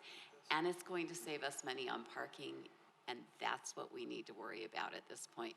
Because if we don't worry about the funding, we're not going to have a building at all. Because that already happened, right? That And happened last time you guys The voted. guy with the T-shirt that says build it 2016, 17, 18, 19, they were all crossed out. He's gonna have to add more days. And more he's running out of years. shirt. He's running out, he's gonna have to make. Yes, I one- want one dress. 2020 to start construction. Well, unless there's an objection, I think the consensus is to site B. I think the only not negative, the only discussion was which way it's gonna face. I know Chris wanted to change the other way, so do we need to talk about that too? Not really, because the architect will give us Yeah, ideas, let and them- Chris will be in the meeting. I figure, yeah, I'm sure there could be a way that can be done because I prefer entrance coming from the parking lot, so you could enter from the north or potentially enter from the east. We'll leave it to, that's what we're paying them for, not us. There's no reason for us to try and design it, but my personal preference is we try to expand to the south. If you could zoom out from this picture and actually see where that road goes, there's just a lot of open land down there. And I really don't want to see it become locked in by development on the north. That's really my issue. It goes back to circulation and what are we going to look at in the future? What are we going to be doing 20, 30 years down the road with this property? And it goes back to what's the master plan for this park? Are there any sugar factories that wanna move in? But I'm sure Joe and his group can figure out what to do with that if we just say, yeah, site B is the one we want to go with. The only other thing I would bring up is, since it was decided by a vote of the council that we would go with the sugar factory site, which I think many took to mean the site where the sugar factory used to be located. If there was a vote of the council saying this is where it goes, there should probably be another vote to amend or correct. Whether that's lumped in with something saying, yes, we get the go-ahead to proceed with development, here's a site, something like that. But we had a vote of the council to designate the sugar factory site. We should have a vote to refine that, is my opinion. I'm going to talk to our ask for legal advice on that one or from our attorney. And while you're waiting for that, may I ask, the work that you've already done for Site A, is that expenses we're going to lose? It's going to be rebuilt in for B, or okay. We're still a There's already enough concept that it won't be a phase, but Good. it sounds like in terms of the concept of the auditorium itself and the spaces surrounding it, the size, those can be applied to this Site B, and then we'll evaluate with Chris and the team that the location of the lobby, what orientation. Yeah, I even look at the sugar factory site as that's where the main arena sits because we had to remove a lot of concrete out from underneath the arena. So the arena sits on the sugar factory site. So when we say we're going to take it and put it on the sugar factory site, the swimming pool sits on the sugar factory site. And so all of that was sugar factory site. So I don't know that we need to narrow it down, Chris, to that little narrow strip just where the old buildings were. That's my personal opinion. You go back to the pictures that Scott showed back as far as 97, and there was no sugar factory building there in 97. Let's It go was back to just- 1950. It was just on the, yeah. No, because in 1950. But I don't think we were thinking about 1950 when we said, let's put it at the sugar factory site. My biggest issue, and this is a little bit of a tangent, but my biggest issue is having lived through some turbulent times on the council when there were two particular people here that frequently work to undermine the council and the direction of the council. I'm very, very particular when the council says we should do one thing and then it goes a different direction. That's why I'm being very particular. It seems like all of us are in favor of Site B. We could probably say, whatever, let's just go ahead. But having lived through that, I really want to be careful that we're not undermining the integrity of the city council. If we vote to do something, I would like to either do that, but if we change our mind, I'd like to see a vote to undo that. Okay, That's why I'm saying let's this. get And that's our why I'm sticking to my attorneys, guns on this one. Well, I mean, I know I never voted to put it down next to the tracks. I just voted in that area. Yeah, that's what I think. So, Mr. Wall, Mayor, there's certainly no harm in, by resolution, giving direction, expressing the decision. If you'd like me to research what formalities occurred in the past, we can certainly do that. But And I off the think- top of my head, I can't tell you whether or not it's legally required or not, because I don't know what formal actions were taken leading up to this time. I don't have a problem with when- doing another resolution, if we're all in agreement, we can just move ahead, though. And it could bring be, it back when we have a resolution, so that our architect can still go ahead and move, because I don't want to keep delaying this, waiting for a decision from council, but he can go ahead with the geotech report, the surveying on that site, and then bring back with a resolution in 2 weeks. well, to be able to and we don't even confirm have to that. have a resolution in 2 weeks. It's when the council gives formal notice to proceed. What we did last time is we gave authorization to expend up to a certain dollar amount with the architect to develop a plan to build on a certain site. So when something comes back to us saying, okay, we've allowed up to a certain amount, now we need to take the next steps. When we say, yes, we're gonna authorize a bid, or we're gonna authorize an RFP, or we're going to accept the results of an RFP for a contractor to bid, it can be included in that site. I just wanna make sure that we voted saying, here's the site, let's make it very clear. Again, it just goes back to the concept of the council voted to do something. If we're going to do something that's a little bit different or a little bit hazy, I just want to be above the board and make sure it's clearly voted on that this is what we're looking for. And I support that. Thank you. I was just gonna say what you said, Mayor, is for me and the staff that have been directed, get this done and get this done as soon as possible. I just don't want to hold up our architect. But I feel like we have enough direction from the council now to move forward with refining the design and doing a more site analysis for Site B. And as we come back for final approval, we'll include the site in that final approval. Can you come back in 2 weeks with a site resolution so that we can vote on that and If approve you this? want, we can do a site resolution on the consent calendar in 2 weeks. That would be Do you good. want that? Okay, but in the meantime, we're moving forward. And I have a question earlier about A and B, if I may, for Joe. You showed on site A, the ability to expand on a couple of different ways. Is there still that same ability that would exist on site B to expand as well? Oh, I mean, absolutely. I just think that we need to look at it. So this is all very quick and cursory, but we can look at it. I do think that, to Chris's point, that some sense of what the master plan and the build out, the use of Site A, if you do it on Site B, ought to be something that you consider and think about sooner than later.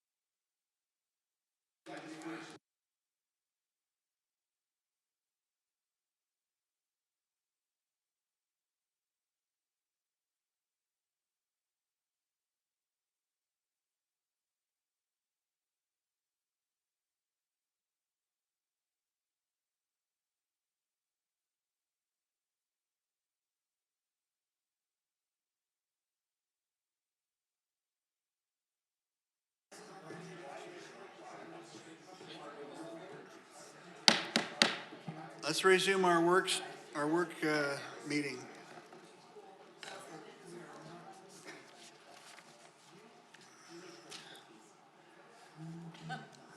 So if you haven't had cookies, please go get cookies. Workshop item 9B, discussion regarding ordinance 19-23, amending Title I, Chapter 3, definitions 5 through 8, 11, and 12 of the 2009 West Jordan Municipal Code Administration, including but not limited to the duties of the mayor and city council members and the organization of executive branch departments and the new council mayor form of government. Duncan Murray. Quick question before we even jump in. So prior conversations we had went a little bit further. Are we going to be reviewing chapters 7 and 8 later? Yes, so what I decided is where we had such a large set of chapters as we went through in past meetings, I broke it up into 3 parts. We're just looking tonight at chapters 6 and 6A, which is basically council powers. The second grouping that we'll be looking at the next meeting would be 7 and 8, and probably the articles going along with 8, which is the mayor powers, and the municipal code, which is the departments. Then the third grouping would be all the ethical chapters.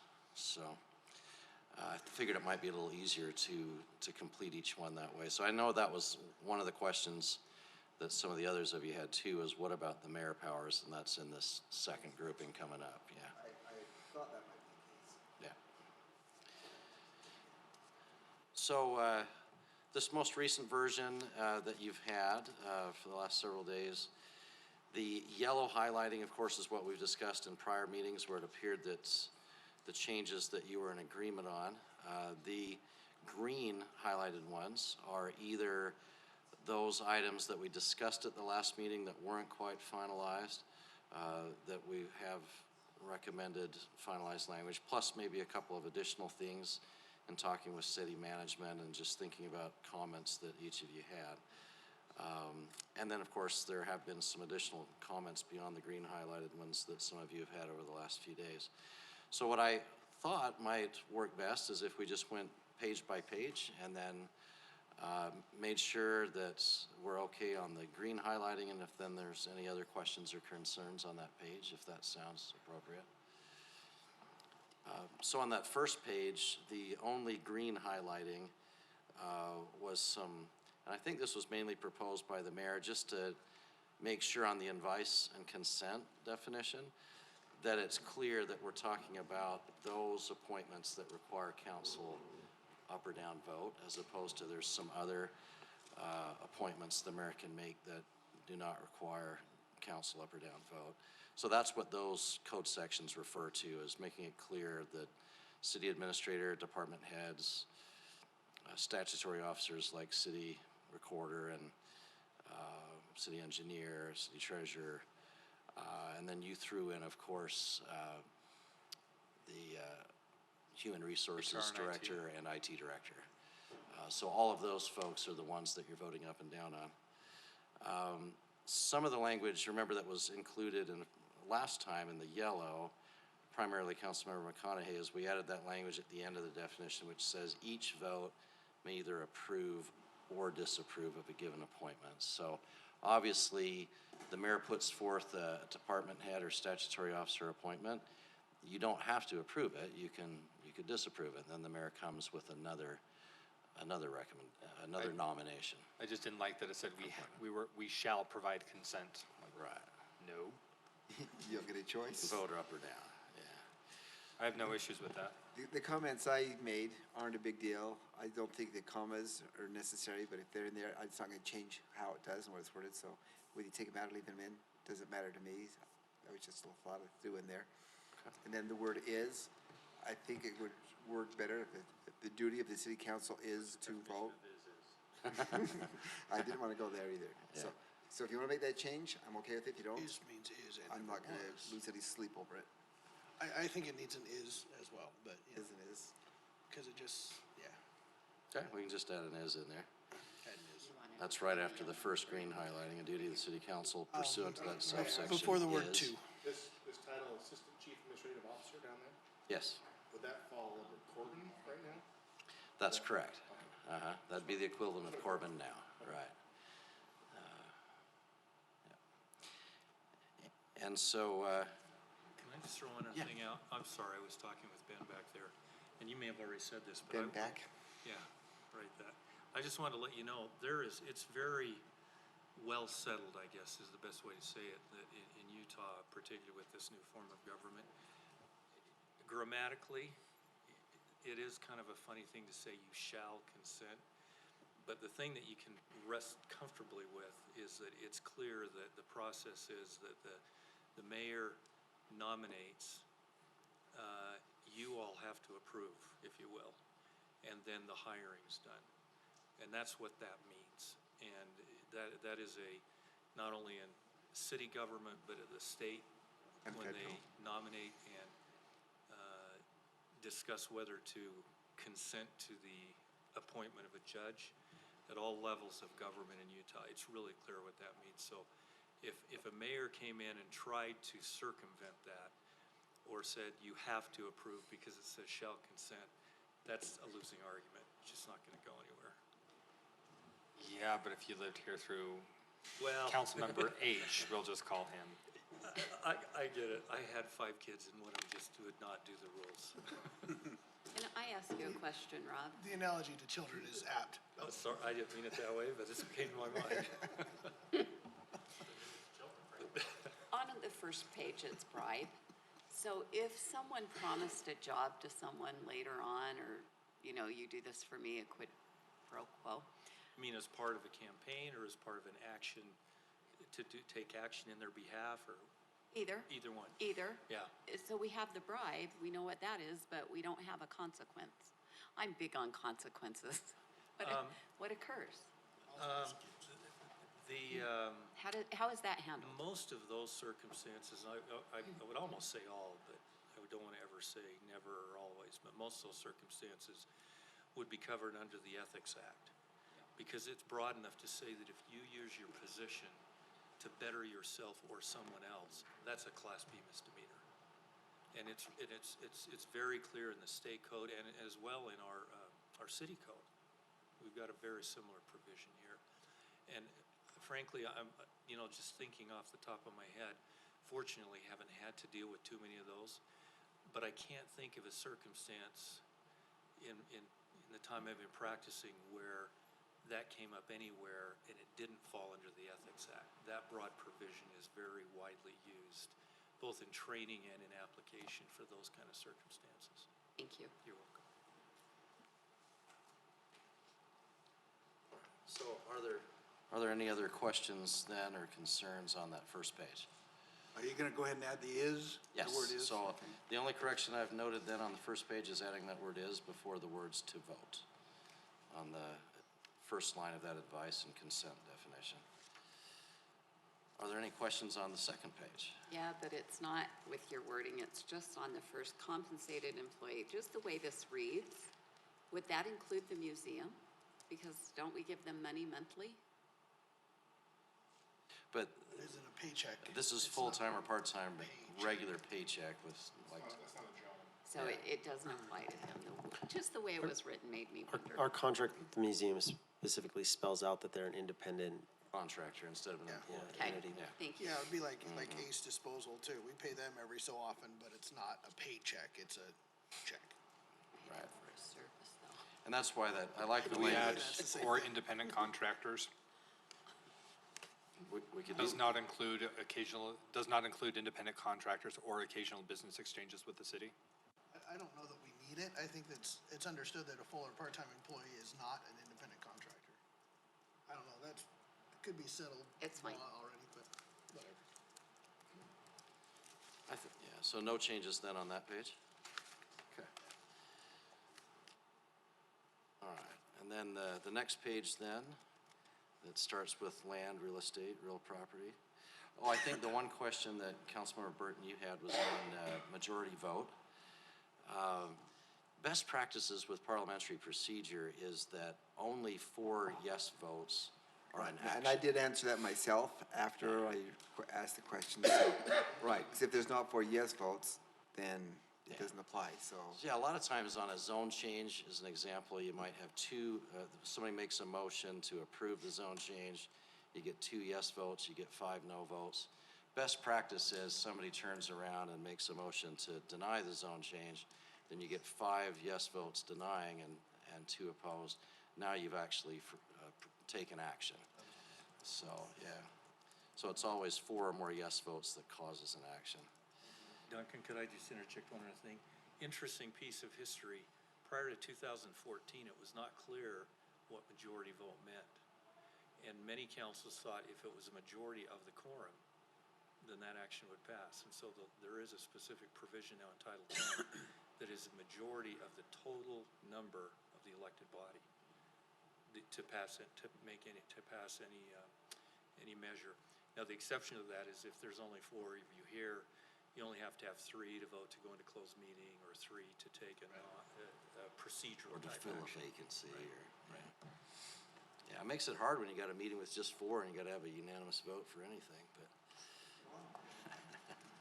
So As long as everybody agrees with me, I don't see that there's a problem. One of my wife's favorite comments, let's just compromise and do things my way.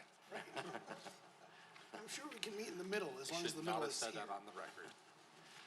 All right, so no changes then on this page, or other concerns? Okay, and then the next page then is the one that starts with the word property. And he, she.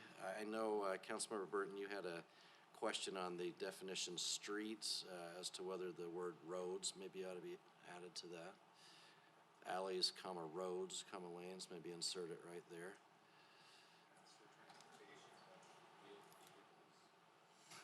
So, everybody okay with inserting the word roads? Yeah. I'm sorry to interject again, but just one other thing on that one. That really doesn't have anything to do with changing it.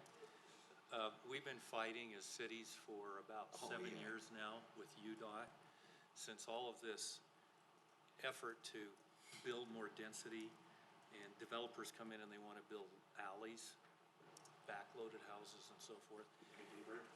Like at Daybreak. Salt Lake City's full of them because of the pioneer heritage.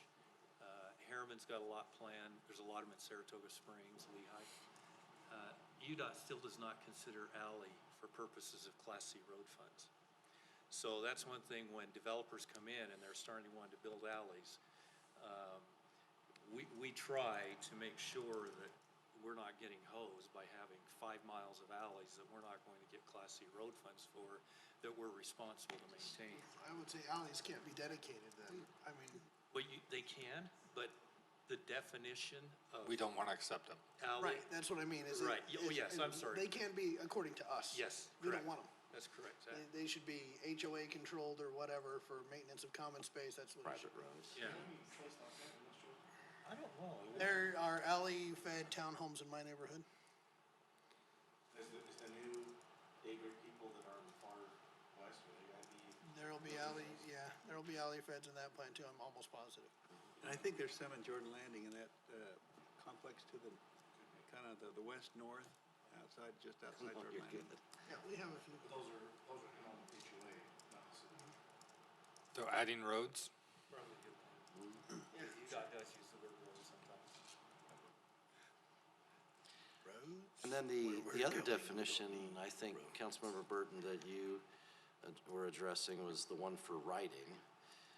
And then you were mentioning why should we have maybe writing in the definition of writing, but one possible way we could do it is we could say printing and then handwriting, typewriting, or digital format.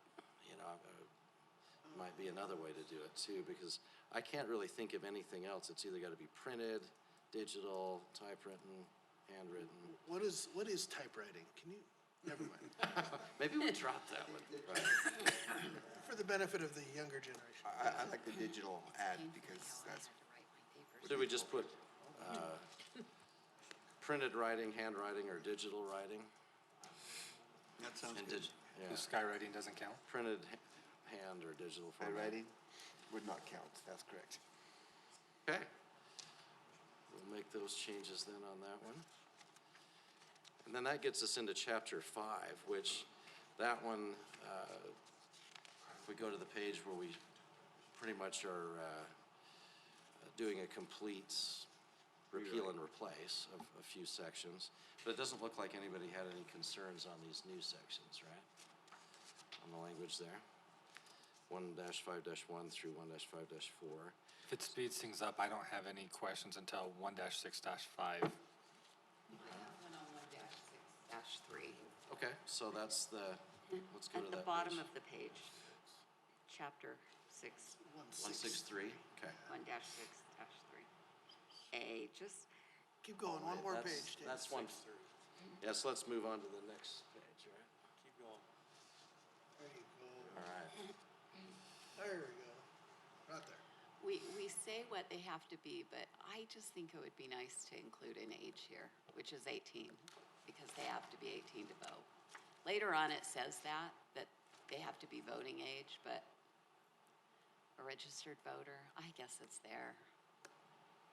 Yeah, part of the definition of registered voter is Is the age. is the age 18. And Yeah. maybe some, okay, leave it. Maybe one day they'll change it.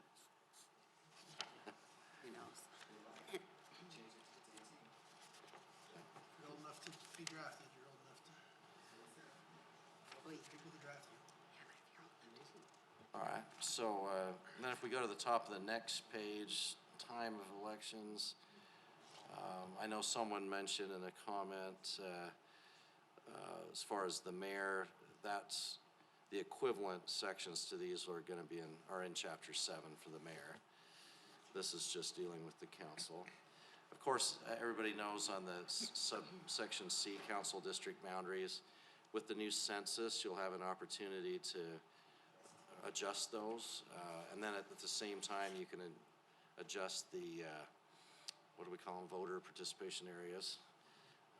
And then you do that by resolution. You just look at what the county did after the census, what the county did as far as adjusting voting precincts, and then you adjust your council districts accordingly. So, but and then on the bottom of that page in subsection D, there was a provision we've had in the code for a long time that said you can't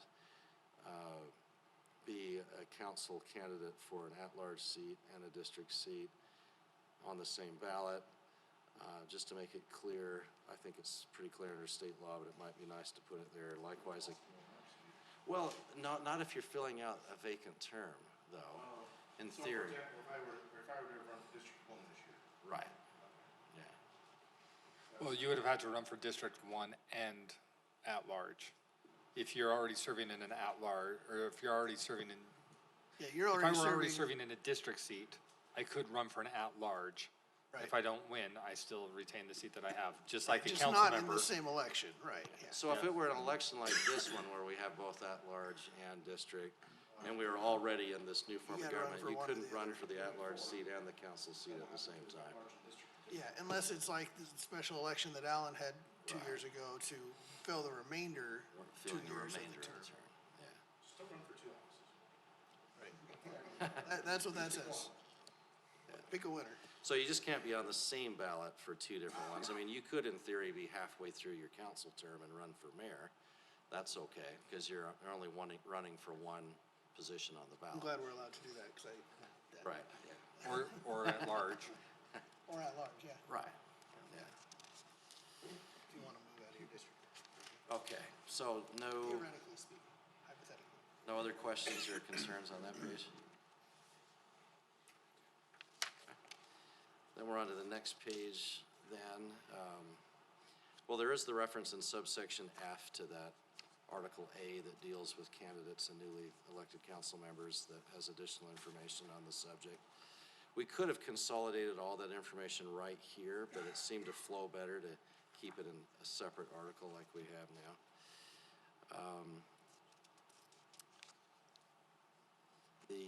Any questions on 164 or 165?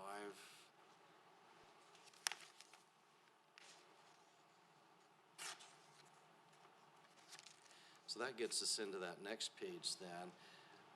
In subsection B, Oh, I did, Yeah. sorry, because it's the very, very last line. 1-6 Act 5. Elect one of its members to be the council chair using the procedures set forth in section 1-6-9. Right. And I'll bring this up again when we get there. That's very, very particular. What happens if we don't follow that exactly? I mean, because it says shall, like, shall happen, certain meeting, certain time in the meeting, shall say who wants to, shall say who doesn't want to. If that's not followed, I like the idea of it being an outline, saying here's a structure recommended to be followed, but if it's not followed precisely, I don't necessarily want that to invalidate whatever action may have been taken there. You could always add language like substantially similar to the following. So in case you have a slight variation, and then that's not gonna legally, So I was gonna bring that up when we get to 169, but All right, so the top of that next page was subsection B. I just was recommending changing that to council action just to keep it consistent. If we have council duties in A, council action in B, and then going into C, presenting council action. And I just added some additional language regardless of the number of council members present, like Rob was just talking about. You need 4 yes votes regardless of how many people are present. this is where, in this green section, where I did start to have questions, because this is new stuff that we haven't discussed as a Right, council C and before. D is all new lifted out of state So law. I'll just throw most of it out pretty quick. C, the council has the right to present council action to the mayor for veto or reconsideration. Each ordinance, tax levy, appropriation ordinance, if they veto, here's what's gonna happen. It sounds like the mayor does not have to be presented with any resolution. We can pass resolutions and that just is kind of our own thing. However, later on, where it talks about discretionary authority of the council, 1-6-6, we can adopt an ordinance, we can make recommendations, appoint committee members. It doesn't say anything about resolutions in 1-6-6. Though it does later on mention resolutions when it says we're required, in 1-6-8, it says we're required to adopt our rules by resolution. But under discretionary authority of the council on that next page, 1-6-6, it doesn't mention resolution, so I wanted to hit on that. The other one I had issue with is C2. The mayor may veto an ordinance or tax levy or all or any part of an appropriation passed by the council. So it sounds like they've got the authority for like a line item veto. That's correct. Is that, what if it's like the word not in there and they veto like just the word not to substantially change the intent and the meaning of whatever was passed by the council? Excuse me. That's not possible. Oh, wait, strike the not. Good question. They have to strike the provision, the sentence, the paragraph, the subparagraph. The whole provision, yeah. Okay. Right.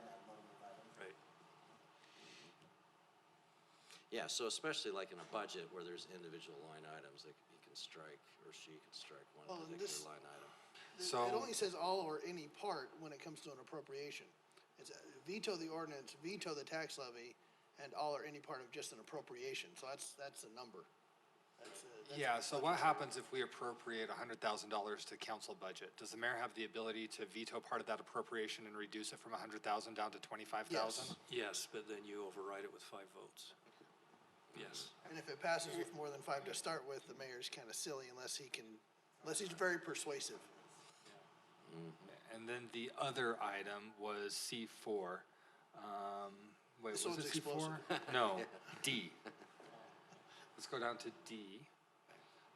When council action takes effect, an ordinance, tax levy, or appropriation passed by the council, again, we're missing resolution, it takes effect upon recording as provided in code, blah, blah, blah, blah, blah.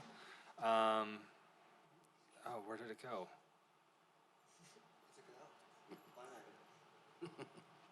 All right, I'm missing it. I thought there was something that said, this may not be the right spot. There was something that said, I saw something, okay, there it is, never mind, C3, there it is. If the mayor vetoes something, they have, the mayor shall return the ordinance to the council within 15 days after the council presents the ordinance or appropriation to the mayor with a statement, and At the next meeting following the mayor's veto, the council shall reconsider the vetoed ordinance, tax, or levy, or appropriation. So what happens if we were to pass something on one night, the mayor returned it 13 days later? Does that then get added as a last-minute, same-day addition to that, the agenda for that meeting? It does, and what you do is if you're not ready to act on it, you add it, and then your action is we're gonna postpone it for 2 weeks so we have time to decide what we're gonna do. Do we have the capability to do that? Because it sounds like we have to take action. Can that action be That is delayed? action table. Yes, yeah, it can be. Okay, yeah, it doesn't say it has to be an up or down vote. It just says it has to be reconsidered. So we Well, and open what something up for reconsideration, right? We do that now, right? When something's passed and somebody changes their mind, they bring it forth for reconsideration at the next meeting or 2 meetings later. We can open it up, we approve the motion to reconsider. That doesn't mean we change the vote, we do anything different. It just means it's back on the table, and then we can table it, we can do whatever we want to at that point. At a minimum, I would say we add the word regular at the next regular meeting following the veto. Because if for some reason there's like an emergency meeting or a special meeting, and if we fail to take action, I would hate to be told, yeah, you can't do anything because you missed the opportunity because you had a special meeting and you didn't take action on that. So the question I do have with that though is, if the mayor vetoes something and presents that to us just hours before the meeting, it's not an agendized item within even the 24 hours. I want to make sure we don't lose our capability to take action on it. And at the same time, I want to be sure that we're open and transparent with the public and not doing things outside of the agenda. So this section worries me. Can I just jump in with what Councilmember McConaughey is saying? The way it's being described and the way I'm reading it, it almost sounds like a mayor could politicize this element and do something to, I don't want to say subvert, but to do something to complicate what the council's desiring to do. Part of the challenge here too is that this language is lifted directly, word for word, out of state law. That was my comment. So Yeah, there's, so I still have the question because I know state law is airtight, absolutely perfect, every comma properly placed.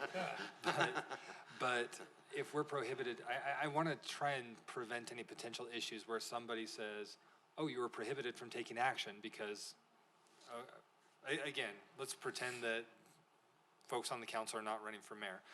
But if you had a mayor who vetoed something and really wanted to cause problems, then they present it with the rationale 1 hour before a city council meeting. Right. And they say, there you go, I did it, you don't take action, then you can't do anything with my veto. If you do take action, I'm gonna sue you because this wasn't properly agendized. The opinion that I would give the mayor at that point is that the council has a right to add it as an emergency item, and they can add it as the item, and the action would be to postpone further action on it until 2 weeks or whenever. And I think that argument would win. Council would win on that. I feel a little bit better about that. I still. Yeah. Well, and just so you know, there is a, I hate the word, but I'll use it. There is a plethora of provisions in Title 10 that make no sense, and that are like this. That when you start thinking about scenarios, you can get tripped up. yeah, there's a lot of potential for conflict of law. Here's another one. If this is lifted word for word from state, D3. This was the one that I was thinking about earlier, about when council action takes effect. So, so that's following a veto.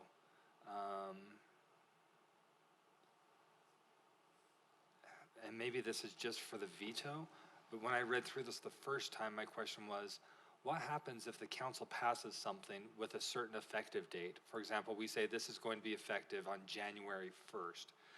This seems to indicate that, nope, it goes into effect 10 days after, unless the mayor vetoes it.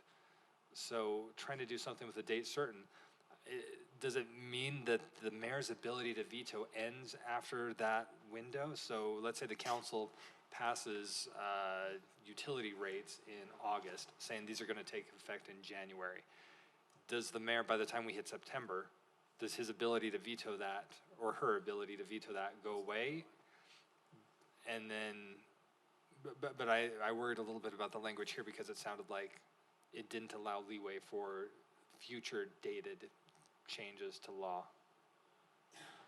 Oh, I see, if you set the effective date. Yeah, if we set the effective date down the road as January 1st, and this says, no, it goes into effect 10 days after you pass it. Where does it say 10 days? It Where does says it say that? 15 on 2, D2. 15. 10 for the veto, 15 for without. They have to, the action has to occur, but you can, sorry, thanks, Chris. You can set the effective date anytime you want. It's the mayor's ability to do anything that's governed by these, the 10 and 15 day period. Okay. Thank you. We've not discussed this stuff in green No, before, that's so great. these were. And actually, you know, that, it's a good thing to bring up, bring up now, because it's a lot like advice and consent. One of the other things that's very zealously protected is a legislative's body ability to dictate when a particular legislative action is effective on residents.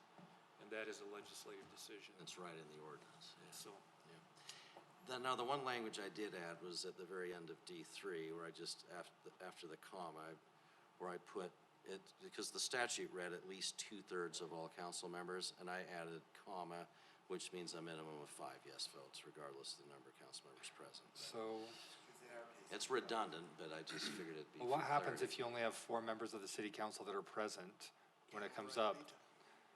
I know, but if we're required to take action, can we take action with just those 4 saying postpone it, or is this gonna make the argument that Oh, I see. it's gonna take 5? no, you can postpone it by 4 if you don't have enough to veto it. You know you've got enough if everyone's here. But the You postpone it. this just says reconsiders. So if we reconsider, it Well, that's- requires a minimum of 5. And, well, that's true. A motion to reconsider those 2/3 of the quorum Right.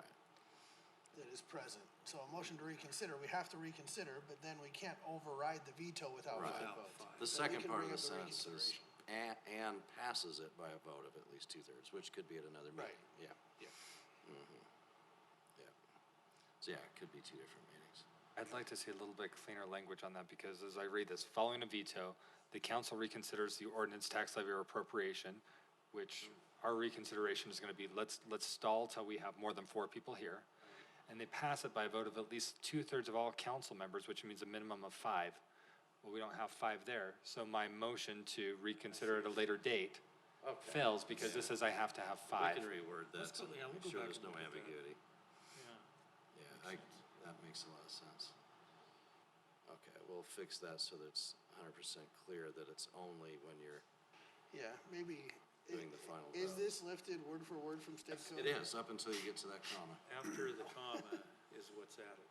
Yeah, it might be The only helpful. ambiguity in this Unless, case is unless what the I added. motion is to postpone the reconsideration, in which case a simple majority. Well, I think the motion to reconsider is separate from the motion to override. So it'd just be helpful to delineate what the process is maybe a little more clearly. Yeah, this doesn't make any comment about overriding versus reconsideration, just. The passes it means pass it over the mayor's veto. The reconsider is a procedural motion. It's not elegantly worded there, that's for sure. Right.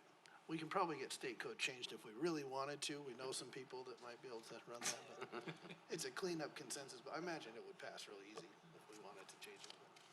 One of these days, we're gonna have a really zealous young city attorney who's too naive to know what he or she's jumping into, agree to rewrite tackle Title that. 10 and get a sponsor to run it. And then Not the whole Title they 10, will just clean regret ever doing it.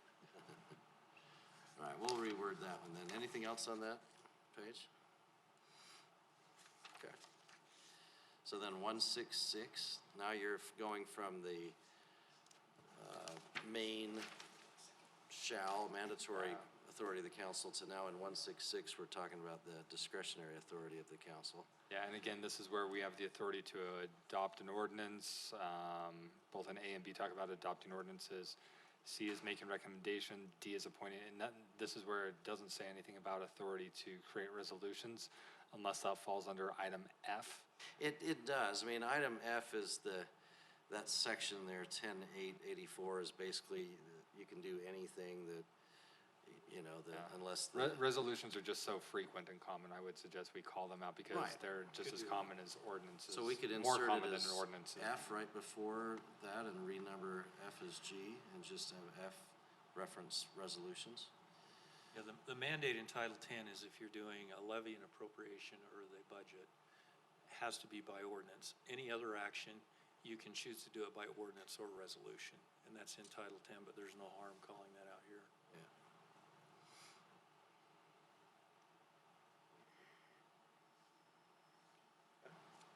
So we'll add F there, referencing resolutions as per Title 10.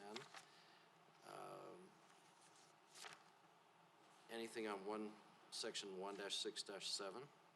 This is what council members may not do. Yeah, C. Okay. Publicly or privately give orders to a subordinate of the mayor. Yes. So we have, I thought we addressed this with a definition, saying a subordinate of the mayor does not include somebody acting on the mayor's behalf. But I don't see it here, because my concern is, what if the mayor's out and somebody is acting in their place and the city would otherwise appropriately be giving direction to that person, but for this that says, thou shalt not give direction to a subordinate of the mayor when they're acting in the stead of the mayor. I mean, if they're acting in the place of the mayor, it should be fine. And I thought we were going to address that with a definition. I think we did make that. But I think that definition might be in the next chapter, because I don't see it here.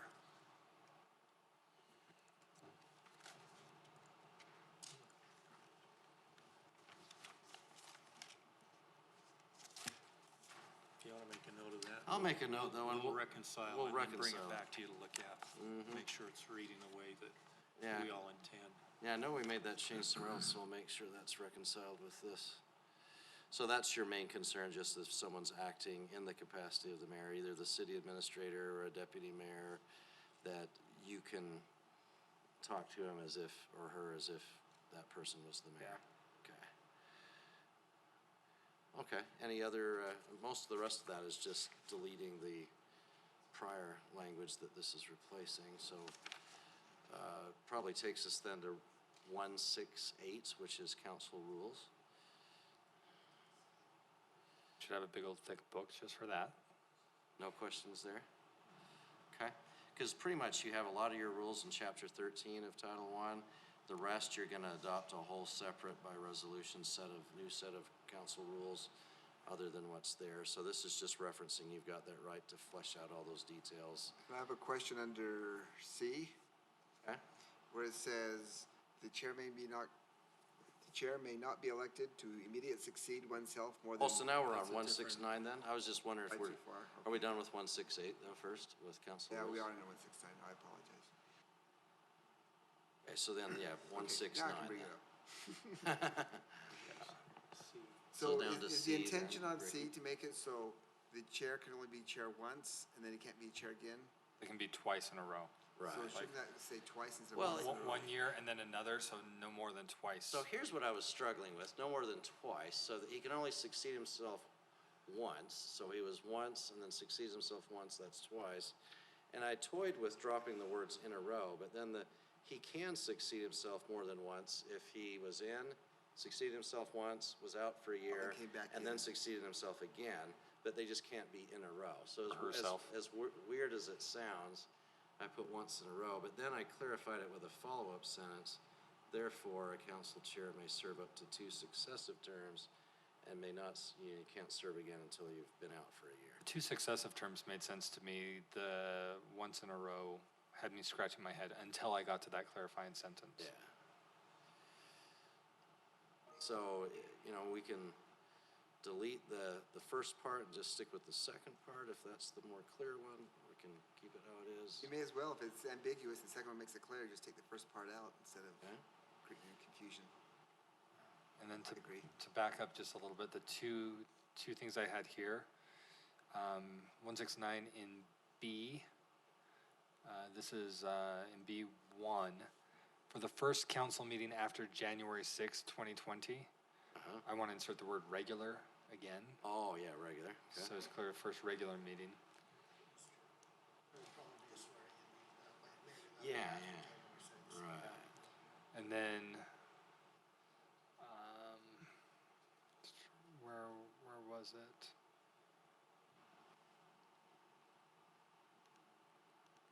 And then in D, at the council meeting described above, the council chair shall, and then we've got A through H that are very, very prescriptive. I like that it moved away from, like, they must raise their hand or asked to raise a hand or all of that, but, Can we hold that thought 1 second? Let me finish off on C then to Sorry. make sure I've got your, if that's okay.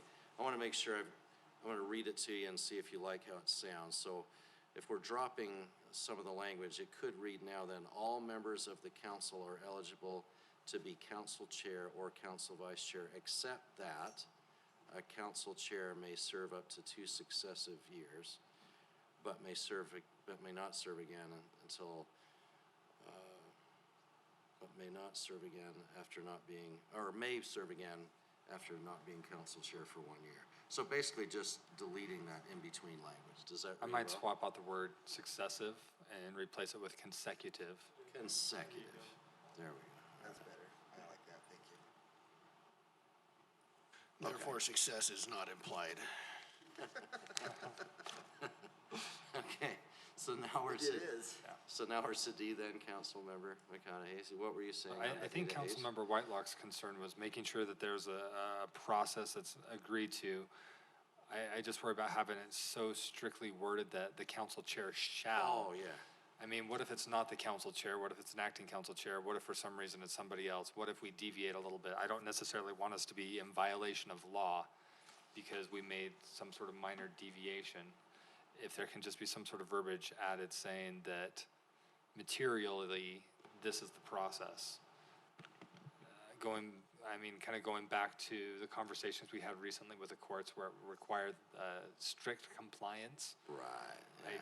Trying to avoid those questions like, oh, well, this specific step was missed or a word was not said appropriately, therefore, that's not valid, and therefore, or the appointment's not valid, and therefore the council, whatever is not Sure. valid. So what about if D1, where 1 says the council chair shall, what if we put the council chair shall in a Follow a process? procedure similar to the following. Yeah, in a process materially work? similar to the following? Yeah. or- Okay, If Councilmember Whitelock's okay with that. I know she was very passionate about this one. okay. Yes, that's fine. In a process materially similar to the following. Okay, I like the word materially. Let's do that. all right. And then are we okay with the A to H otherwise then, with that in place in front of it? Duncan, you've got a couple of minor typos. You say to if, to declared. Okay, never mind, you got them. We good? Okay. All right, so then we're on subsection 2 there. That's where we have kind of the runoff procedure. Does the runoff procedure look okay? Yeah, I'm fine personally with this whole section. My next issue doesn't come up till 1-6-12, unless anybody else has anything before. that. My only question is there a procedure or is there a process designated in here? I've been kind of keeping an eye out for it and haven't really seen it yet, for vacancies in the office of council chair mid-year. So if a council chair resigns his office, let's say as a council member. Or her. Mid-year, his or her, yeah. Well, in Sorry, E, at least it slash E. says, the council by resolution in a public meeting may terminate the term of the council chair and may proceed to fill the vacancy. But what you're saying is, what if the vacancy happens some other way? Somebody moves, Right, somebody moves out of the city, somebody just resigns their office as council chair mid-year. It says the council vice chair shall act when the council chair is not present, but the council vice chair isn't necessarily automatically a successor, and it only says that we do this on the first meeting of the year, So what I would suggest is going back to 1-6-9B, paragraph B. Yakin boy. 9B? We've also got, 9B. Also, the numbering on this one's a little weird because that first paragraph doesn't, I guess it's subsection 1, B, then 1, then 2. All of this is so very particular to the very start. I wonder if we could strip out most of this and just replace it with something that says, when it becomes necessary to appoint a council chair. Say that 10 times fast. I can't even get it once slow. There's another option. You could simply say that the process. No, would not this be- section, scroll up. Oh, 169. Yeah. 169 We're going Bravo. to Bravo. Bravo. This stuff, all this stuff right in here, because the first council meeting of each year, whenever it's possible, or for January 2020, during that council meeting, blah, blah, blah. If that could just be reduced to something that says, when it becomes necessary to appoint a council chair. Something, or in the event of a vacancy. Yeah, whether it's the start of a new council or, Right. At the beginning of the year or when it's to fill a vacancy. Yeah, the first council meeting of each year or to, or it's to a lot of fill. codified text for one very specific meeting. And there's another way to do it too. You could simply say pursuant to a resolution approved by the council, and then by resolution, you set the process up. Resolution being a lot easier to change than going through the ordinance process. Yeah, maybe we sometime, could but debate we've it already then got it instead here of for now, so let's leave it here until I think the idea in having this here is it should probably reside in our rules and procedures, but we don't have those yet, so. Yeah. Yeah. Okay. Wants to fill a vacancy. All right, we'll put that in there. I have one on 610. 1610, okay. On E, E. actually, on B first, B as in boy, yeah, okay. or Bravo. Bravo.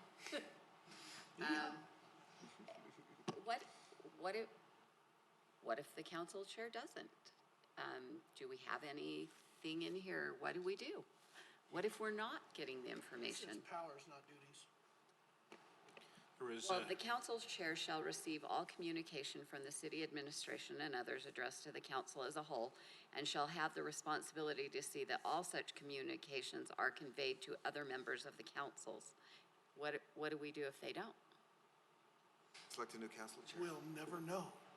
I thought there was, I thought there was a provision that said by resolution, the council can remove a chair. It is, it's subsection E of There we go. the section right before. It says the council by resolution in a public meeting may terminate the term of a council chair or vice chair. May There's a consequence. That's the consequence, yeah. the check Select a and new balance. chair. You have to have, the council will have to adopt a resolution to terminate the council chair. Okay. Mayor, if I may, my experience has been in regards to 1610B, is the council chair or the council chair may delegate that to the council office director. In practical purposes, it's been through the council office director where that communication gets disseminated to the council. But the chair delegates that to the It's a bit council difficult for the office chair to be director. involved in all that, but have someone that's in-house, yeah. But that is a good point, though, what if they don't do anything? My other concern was, I wonder how we would feel about, instead of just having the council chair set the agenda, have it be the council chair and vice chair together set the agenda. And remind me which subsection that is. E. That's E. Oh, okay. The council chair or acting council chair shall set the agenda. And I'm wondering if we want to add with consent/input of council vice chair. Otherwise, I think you can have a council chair that totally runs your meeting. Yeah. And I would rather not have that. I would rather have a little more balance than just one individual. Just a thought. Sometimes, in fact, many times, particularly items that are not necessarily last minute, but not in the normal 2-week, whatever, it's tough to get a hold of more than one elected official. And the way that you can combat what you're saying, Kayleen, is the council can always, by motion, change the agenda. Right. But, so it's as much a matter of efficient agenda planning as anything. But in today's world, with our technology, it really is not that hard. We had it on the school board. We had 3. We had the president, the vice president, and the secretary, and we Hold all on to gave the agenda. input with the superintendent. You can And we do did it. that because we wanted a balance. We didn't want it, we didn't necessarily want the top executive with our elected official deciding what our agenda was going to be, so we wanted a little more mix. Yeah, So that's my reasoning. you're certainly within the law to do that. I think You get to set that process. I would suggest we have something in our council rules and procedures to talk through that. Because in our council rules and procedures right now, it talks about the rights of the council members to put something on the agenda. So we should also have something, like if there's a disagreement, like somebody wants to put something on, should the chair be able to say no? And if that's the case, what are the circumstances around that? For example, I mean, ideally, I'd like to make sure that every member of the council can put on anything that they think would be appropriate. But what we saw in the past with that unnamed council member H is, I'm gonna put something on to censure somebody else on the council. And then they withdraw it at the meeting, but it's already caught the attention of the press and made a lot of noise and caused a lot of problems. So there needs to be some careful thought placed around agenda control. And I think a good place for that's probably gonna be council rules and procedures rather than trying to codify While I it. don't disagree, we just talked about that we're gonna put it in code because we don't have the rules and procedures yet. So that's why I would feel more comfortable with it here until the date that we have those rules and procedures in place. So But I'm only one person. So were you thinking something, Councilmember Whitelock, along the lines of the council chair, comma, in consultation with the council vice chair, comma, shall set the agenda? So what is? I like the consultation because it's not saying with advice and consent and making it more formal. It can be just a quick phone call or text message, hey, you okay? Yeah.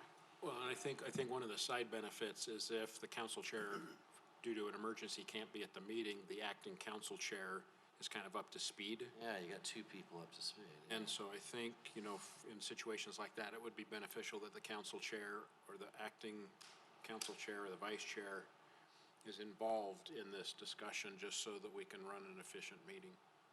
Cool. Sounds like a two-person executive committee. Okay. In All right, so I'll consultation add that in consultation with. Anything else on that section 1610? That's a great change. 1611. We're into council office and council staff. I know on subsection C and D that, I think the verbiage update's great. okay. And so I think part of what we were clarifying there is employees of the city council, making it clear. That does say that the office director is under the supervision of the office director.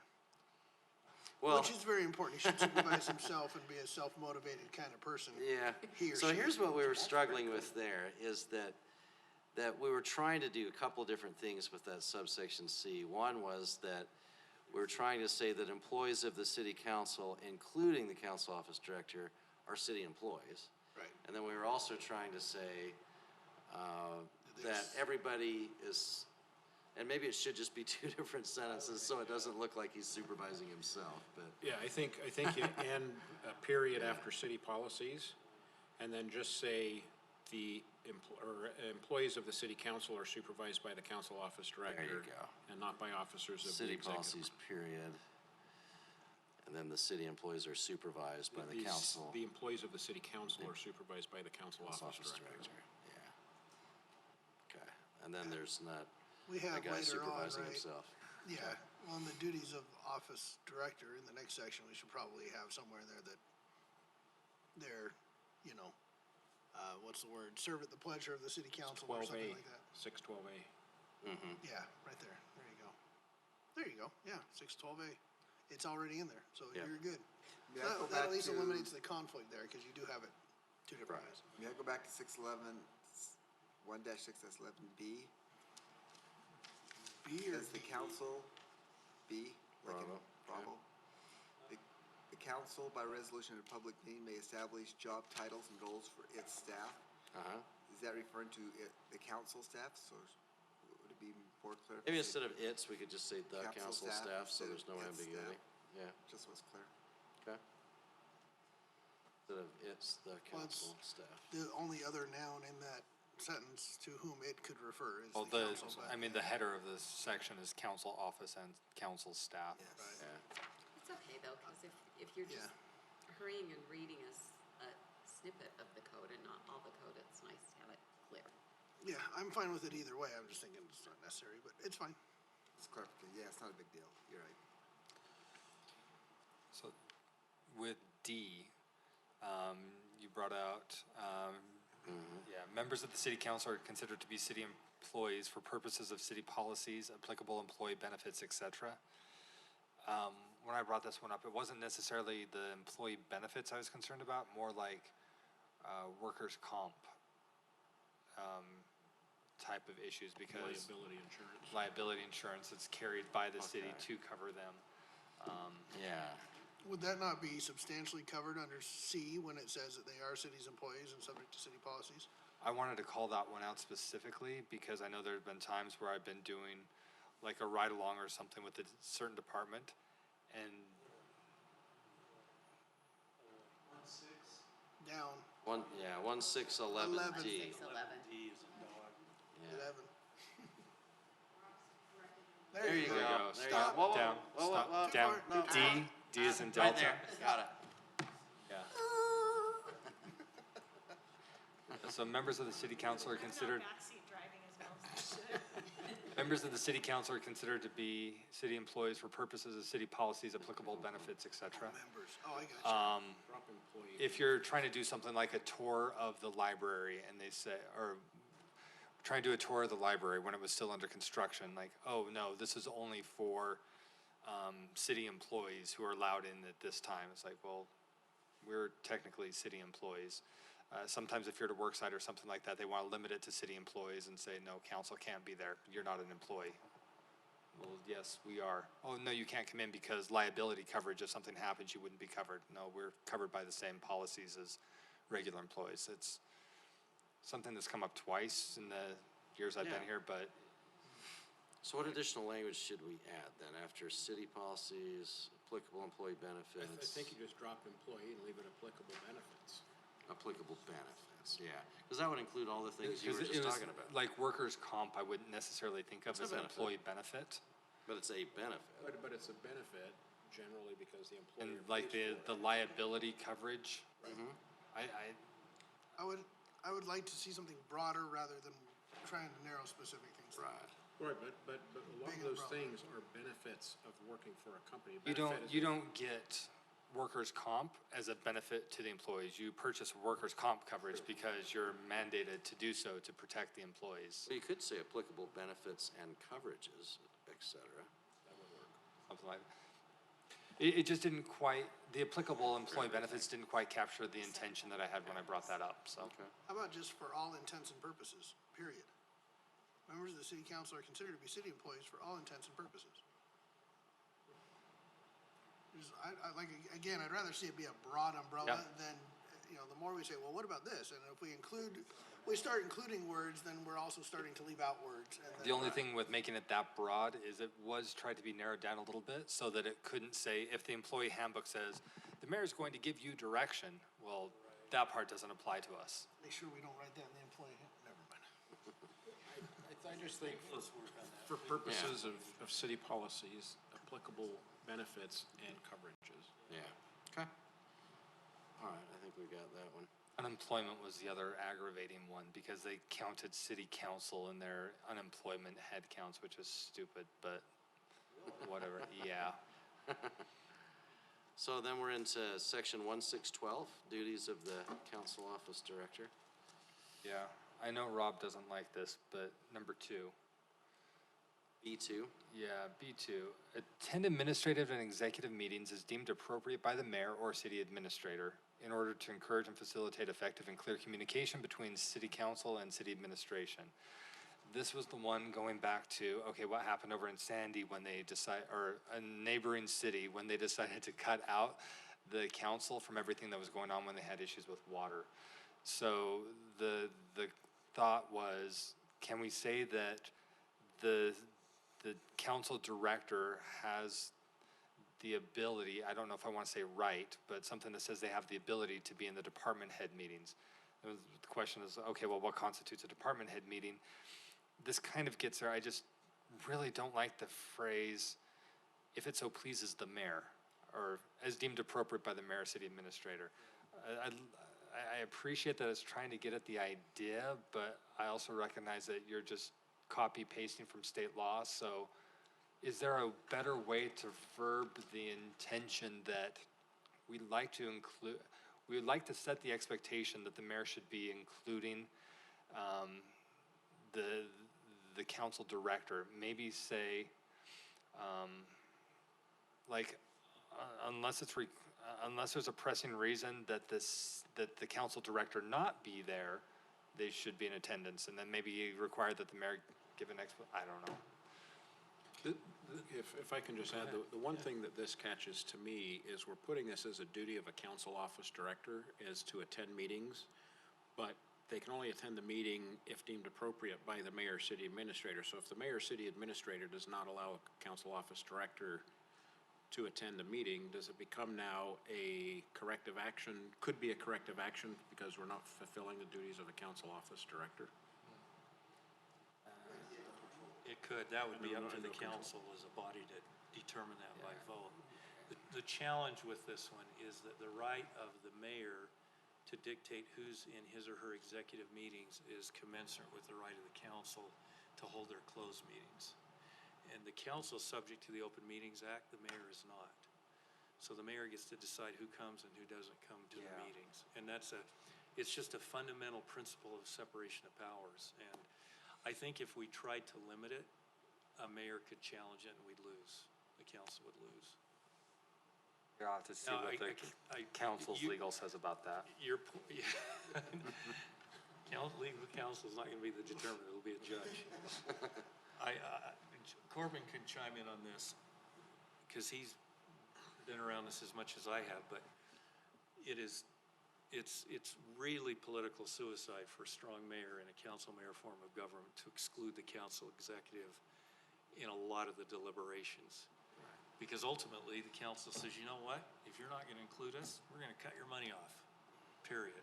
And you can do that.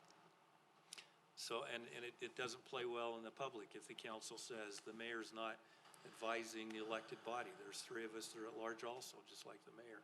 And I know that's not a legal thing, but a lot of this separation of power stuff is about politics. It's when you voted to have this form of government, that's what you voted for. I don't care as much about the political side and the back and forth playing some games. It's the public safety side, like what we saw with the water. That I don't ever want to see an opportunity for something like that to happen here, where something like that can be kept quiet behind closed doors. Yeah, it's wrong. It's an executive function. It's the best I can tell you. But I think there's still some consequences, like you were mentioning, Rob, built into this, that if the mayor doesn't want to do this, encourage and facilitating effective and clear communication between council and administration, the setup is there's a potential for veto overrides, there's a potential for cut funding. So it would behoove the mayor to really be involved, because I think long-term, the consequences are higher than just saying you can't come to this one meeting. It's a strong incentive. You will get an outlier, like Chris says, there always is, but I think if you talk to some of your colleagues in other cities that have been doing this for a long, long time, they'll tell you for the most part it's not a problem. You do have the benefit of Ms. Steck's experience in a city with a strong mayor and a council directive that had impacts at that city, and her perspective might be something you'd care to hear about. So my suggestion or my opinion and my experience would be that these meetings are separate. And the reason is that a council director can get into a situation where they become almost a tattletale on the mayor or the staff. They become the communication directly to the council before the mayor even has a chance to put together what he would like to present to the council. You've got an executive meeting going on with the mayor and staff and a council director in that meeting, and they walk out of that meeting, and before the mayor even has a chance to go out the door, they've contacted the council, and it makes for a very confrontational relationship, or it can. And it can undermine the mayor, and it can also undermine the staff from being open in that executive meeting in discussing things with the mayor. They will become more guarded because they're aware that there's someone that just has the direct ear of the council. So I think that in a lot of ways, it really undermines the effectiveness of the separation of duties in those three legislative and executive and judicial branches. In my experience, the council director was invited to attend the mayor's cabinet meeting, but it was by invitation, and it wasn't mandated. And because it was by invitation, because invitation was extended by the mayor to the council director, that was a huge show of trust, and it went a long way to building the relationship between the mayor and the council. Chris, you're right. Later, that trust diminished as that invitation was withdrawn. But I appreciate where you're at, but I think it's something you can't legislate.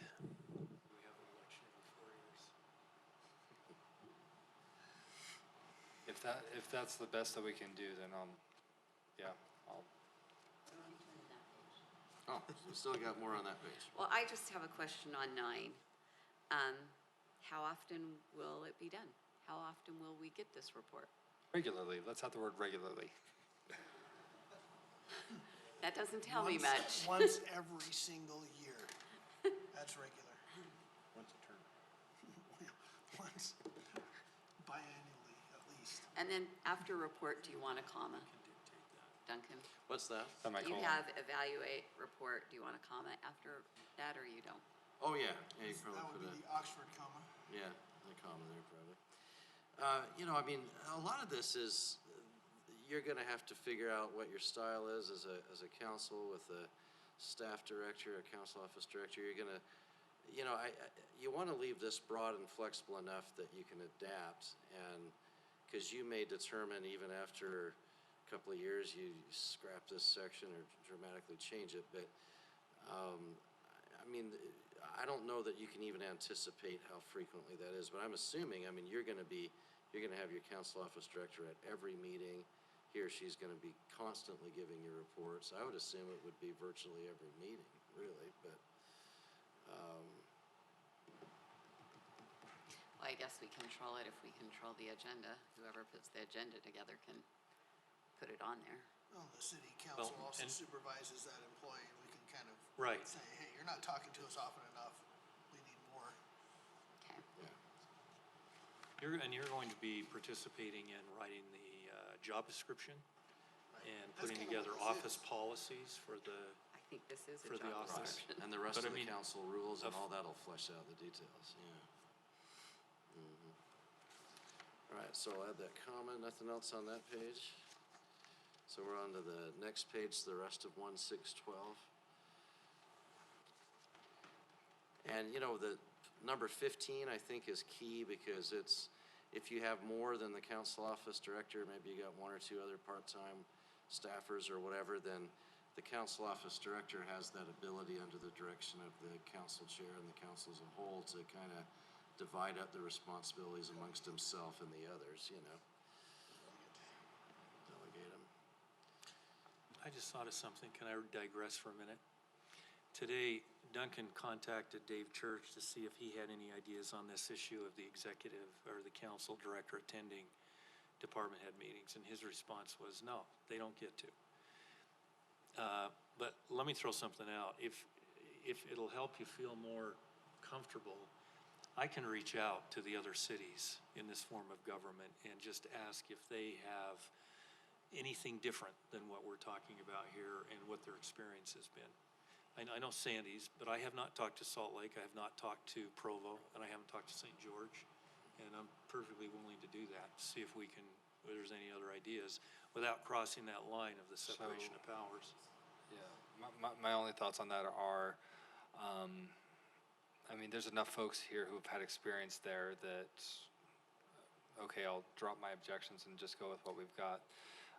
Number two is still, having been here through rather turbulent times in the past, I would prefer that if you are going to talk to folks, talk to a city where things don't work and see what they think.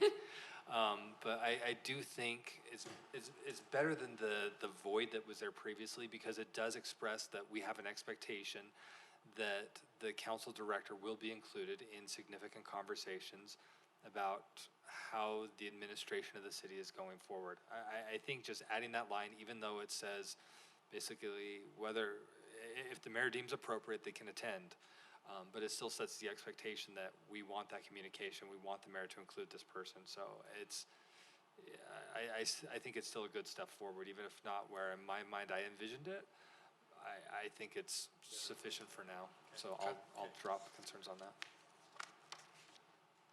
So nothing else on 1612 then? So 1613, council committees?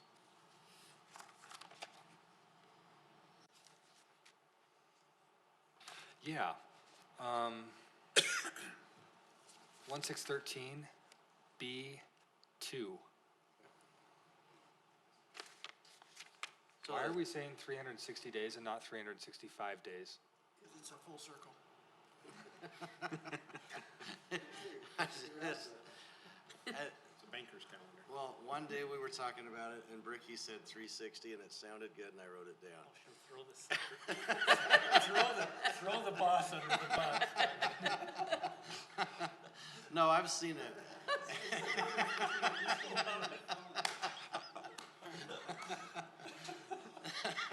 Well, no, it's the idea of, greater than one, greater than or equal to one, less than one, and then where do you do the line? And so I figured you pick a number a little bit below 365, and that's less than a year is temporary, and a year or more is.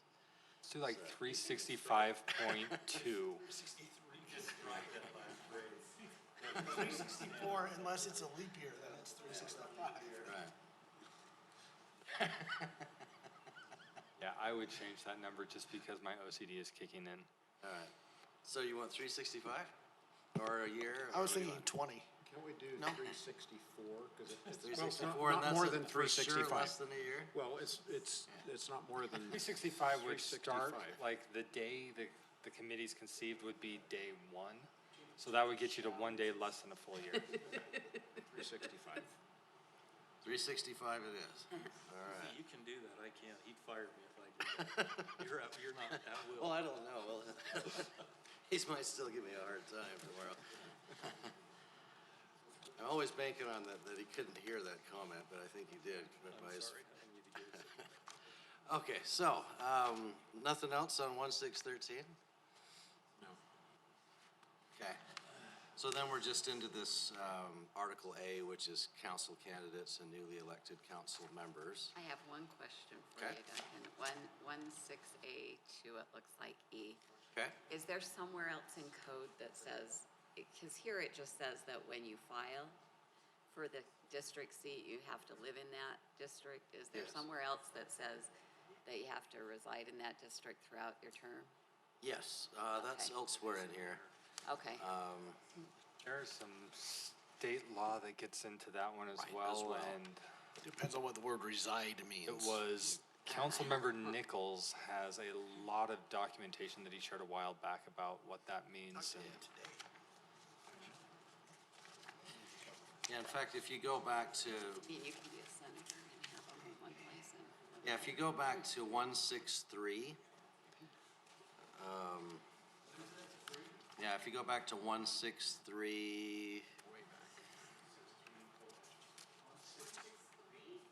yeah, all the way back, it says somewhere in there about how you have to reside in your council. Oh yeah, it's in 163D, general requirements. 3D. It's in 3D. If the candidate, so like the second sentence, if Candidate for a districted council seat should, prior to the election, cease to be a qualified elector residing in that council district. The city recorder shall remove that candidate's name from the ballot. Candidate's name, That's when you're running. that's when you're running. Still when you're running. No, though, there's, not after there's you've been something in elected. state law that talks about if you move out, like if you spend a certain portion of the year there, then you move out, there's like a time frame. I think it's like 50 or 60 days where you can be outside and then have to come back, but that's still like your intention is to return to that as your permanent address. There should be a memo from legal that Councilmember Nichols asked for a couple of years ago. We'll take That- I'll take a look at it. Seems like I had that in there somewhere I else, think it is though. in there, and there is a provision in 28 that requires. Yeah. No, you should be council member if you move out of your home and then head out to We'll find it. and live with kids and then commute back and. So the concern, Councilmember Whitelock, is to make sure that we find that provision in state law and that it's in here somewhere, that they have to be a resident for the entire time. They have to Yes, reside in their please. district In their district. For the entire, time yeah. that they're elected. State law is ambiguous, but that doesn't mean we have to. We'll find No, it. they clarified state law 4 or 5 years ago to add some terms because we had a couple issues with that. 3 years ago. Back to you with a definitive 4 answer. next year. There should be an old memo floating And around then- saying, here's what the state says. Then the little green at the very end of the last page, the footnote I changed because it's referring to Which page are you on? very, Which very section? last page of the whole document. Very last. We're gonna have Bricky going Are we, back and forth. are we skipping Well, just for a chapter moment. 6? I just wanted to say on that whole notion of fidelity bonds or insurance, that all got changed in state law, and so 10-3-831 now updates everything, so I reflected that new section, just so you knew what that was. But is there anything else in 16A that was a concern to you? Definitions Definitions, okay. in 16A? Yeah. I have one, I hope the one is ready. I was gonna bring up oath of office before that, though. We can add and make the requirements more restrictive than the state, but we can't make it looser, right? Do we want to change the definition of contribution to make it a little less ambiguous? Maybe. 599 out of 600 candidates. I actually have an answer for that. Dave Quayle in our office has been looking at that, and he's got some suggestions that with 2 or 3 sentences, we can solve that whole issue. And if you're ready for us to bring that to you, we can do that. You can do that right now, you mean? Well, not tonight, but I would be okay saying something on in the consent. next few weeks, we can bring that to you. That might be advisable. Okay. So it's to kind of change I'll out take that to Dave, definition with what Dave Quayle has, okay. So contribution, we made a note of that, having an improved definition there with Dave Quayle helping us, and then, were there any other definitions? So not with the definitions per se, but some of these, like the definition of political issue committee, political action committee issue, as we're going through and there's I guess this is more 7 and 8, so I'll wait. No more on definitions. Okay. So, we talked about qualifications a little bit. Vacancies pretty much just cites state law that we fill them according to state law. Talked about fidelity bonds or insurance with the footnote, the new statute. Somebody had a question on oath of Ben. office? We don't affirm. Did somebody have a question on the oath of office section? Was that your issue? No, mine's on the oath of office. Yeah, on the oath of office. Oh, sorry, if it's not under oath of office, were you under oath of office? My issue with the oath of office, Yeah. scroll up just a little bit. Stop. We say, I state your name, do solemnly swear that I will support and obey. We don't say or affirm. So I would say strike the or affirm. That, the oath of office is set forth in state code. It's actually in the state constitution. There was a constitutional amendment a year or two ago. And I think swear or I think swear or affirm is supposed to be in parentheses. It is really Because there are parentheses. religious groups that say you shall not Swear swear. an oath, but an you oath. can affirm. Because there were a But couple then other affirm. minor modifications that we made, because the one that was provided to us said, the laws and ordinances of this city and this state. Yeah. So we had substituted in Utah, we had substituted in Right. West Jordan, so it didn't Yeah, materially and that change made it, to so. change- That made it into state. I do remember seeing it like swear or affirm in parentheses. It is in parentheses, so we'll add that, yeah. Okay, mine is on in paragraph A, the second sentence. Okay. It says, "No official act or any municipal officer shall be invalid for the reason that he has failed to take the oath of office." So that tells me that we don't need to take an oath of office, we can still do our duties? Well, still in the first sentence, though, it does have the prefatory phrase of prior to assuming their official duties, each council member shall take an oath, so they have to do it. It is mandatory before they do anything, but it's just that this just reflects state law, that somebody can't use the fact that we inadvertently missed that to invalidate some action that the council took. Unless they're a different gender. Yes. Because it does say he, you're right.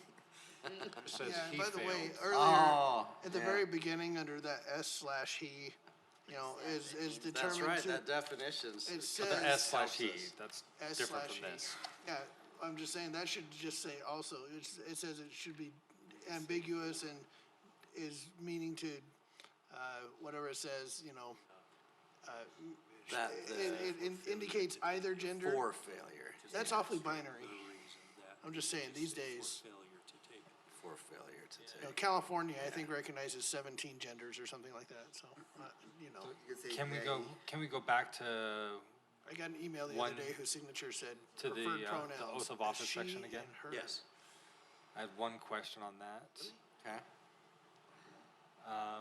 No official act, this is an A, no official act of any municipal officer shall be invalid for the reason, should that say invalidated or invalid? Shall be invalid.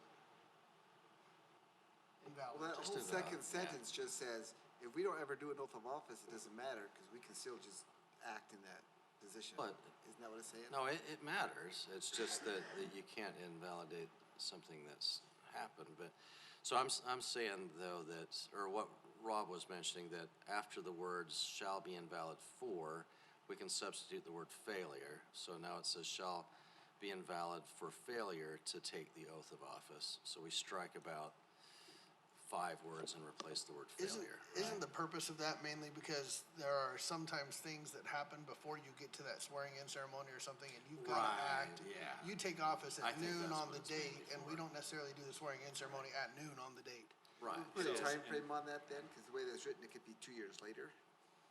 Well, it says prior to assuming their official duties, they shall. So that means you Right, the should do it first pretty sentence I'm soon. fine with, it's the second sentence invalidates the first sentence. That, the second sentence is pursuant to a Supreme Court case. Yeah. Oh, is Where it? actions of elected official was challenged because they couldn't prove they took the oath of office. The oath of office is more a ceremonial affirmation to the candidate to solidify in their mind their obligation, as opposed to affirming that the voters elected you to act, you get to act. That's what the case was all about.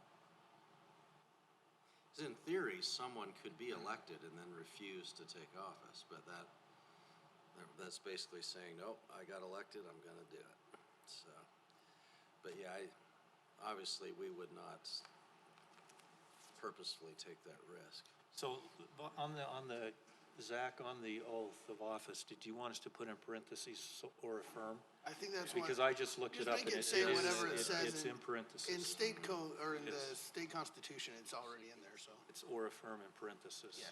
So I'll do the parenthesis for or affirm, and then we'll put for failure at the end of that one sentence, so we don't have a he there. So it's gender neutral. Any other changes on that last page? The only other things I had, I don't think we can really add here, but I would like to see some sort of penalty for failure to disclose by a political action committee or political issue committee. Yeah, it's true. I would like that as well. Just mimic That's- what's in state law? Yeah, the Well, state law technically it is, falls to the state, but the state pushes it It's- back on the city recorder. The city recorder says, well. Right, but if for failure to disclose a political action committee or political issue, if you've spent X number of dollars, the penalty's like $100. It's not a,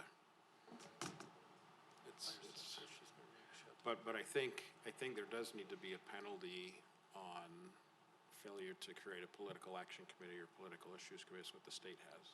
Right, and since some of that's regulated at the state, I don't know that we can do it here, but it's something I would like to see in the future. we can tighten it up even more. We can be more restrictive. Let us take a look at the penalties for that. And when we bring back this other language, we'll have looked at that and you can decide if you want to tighten it up even further. So that's on that My last recollection is that with political action committees, the language was not vague like it was with the reporting for contributions by a It candidate. wasn't, but at the same time, there didn't seem to be any penalties associated with it, or anybody who had clear authority to enforce penalties for failing to comply. Okay, let's take a look at So having been through the disclosure of campaign contributions, we need to be more thorough in our wording that says, even if the contributions come from you personally, they need to be written down. Yeah, I was saying the definition of contribution. the language that we've worked up, is it a contribution? The contributions, It's from what I ambiguous. understand, were kind of iffy. Yeah. Even at the Canada training, David Church commented that if you're making a contribution to your campaign, that is a contribution that has to be listed. Yes, and I agree with you, and so the rest of us on this table, but Right. one person did not agree. Right, but we can. That's part of what Dave Yeah, Quayle's come and the up judge with, said is that defining that. the language there is somewhat ambiguous, so he made his ruling based on something else. So if we can add something to clear up that ambiguity, because in a sense that would make us a little bit more restrictive than the state, but it would pull out any ambiguity in a portion of the law that's supposed to be strictly followed. But you're right, it should simplify for everybody. The state would push it back to us. Yeah, well, and that's the enforcement issues. So that brings up another question regarding this whole issue. What if an individual who is a write-in candidate and happens to then win, and then refuses to turn in the contribution statement? Then they're subject to the same penalties as a candidate who was not a write-in. That's clear in state. They have to follow all the rules that a regular candidate who went in the Well, primary. then they're disqualified. Yeah. The only part that wasn't clear is the definition of contribution. Does a contribution, because it makes it seem like it's something coming in from outside, and it doesn't clearly state that there's a delineation between an individual and the campaign of that individual, so it can be seen as one and the same.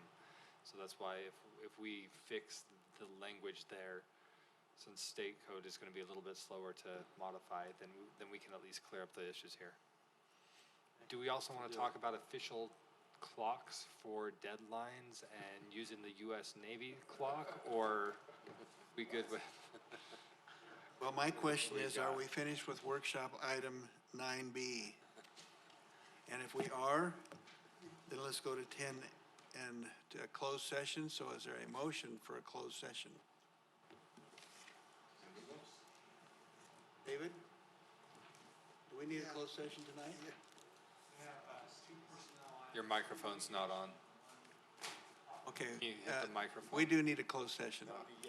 I'll move to go into closed session for the three items, real estate, personnel, As listed on the agenda. Yes, And adjourn from there? and adjourn from there, thank you. Second. We have a motion by Councilmember Anderson and a second by Councilmember Jacob. Discussion of the motion. Seeing none. We need a vote. Roll call vote. Aye, aye, aye, aye. Councilmember McConaughey, Aye. Yes. Councilmember Lamb, Yes. Councilmember Anderson, Yes. Yes. Councilmember Jacob, Yes. Wait to see if Councilmember Whitelock, Yes. Mayor Riding, Yes? Councilmember Burton.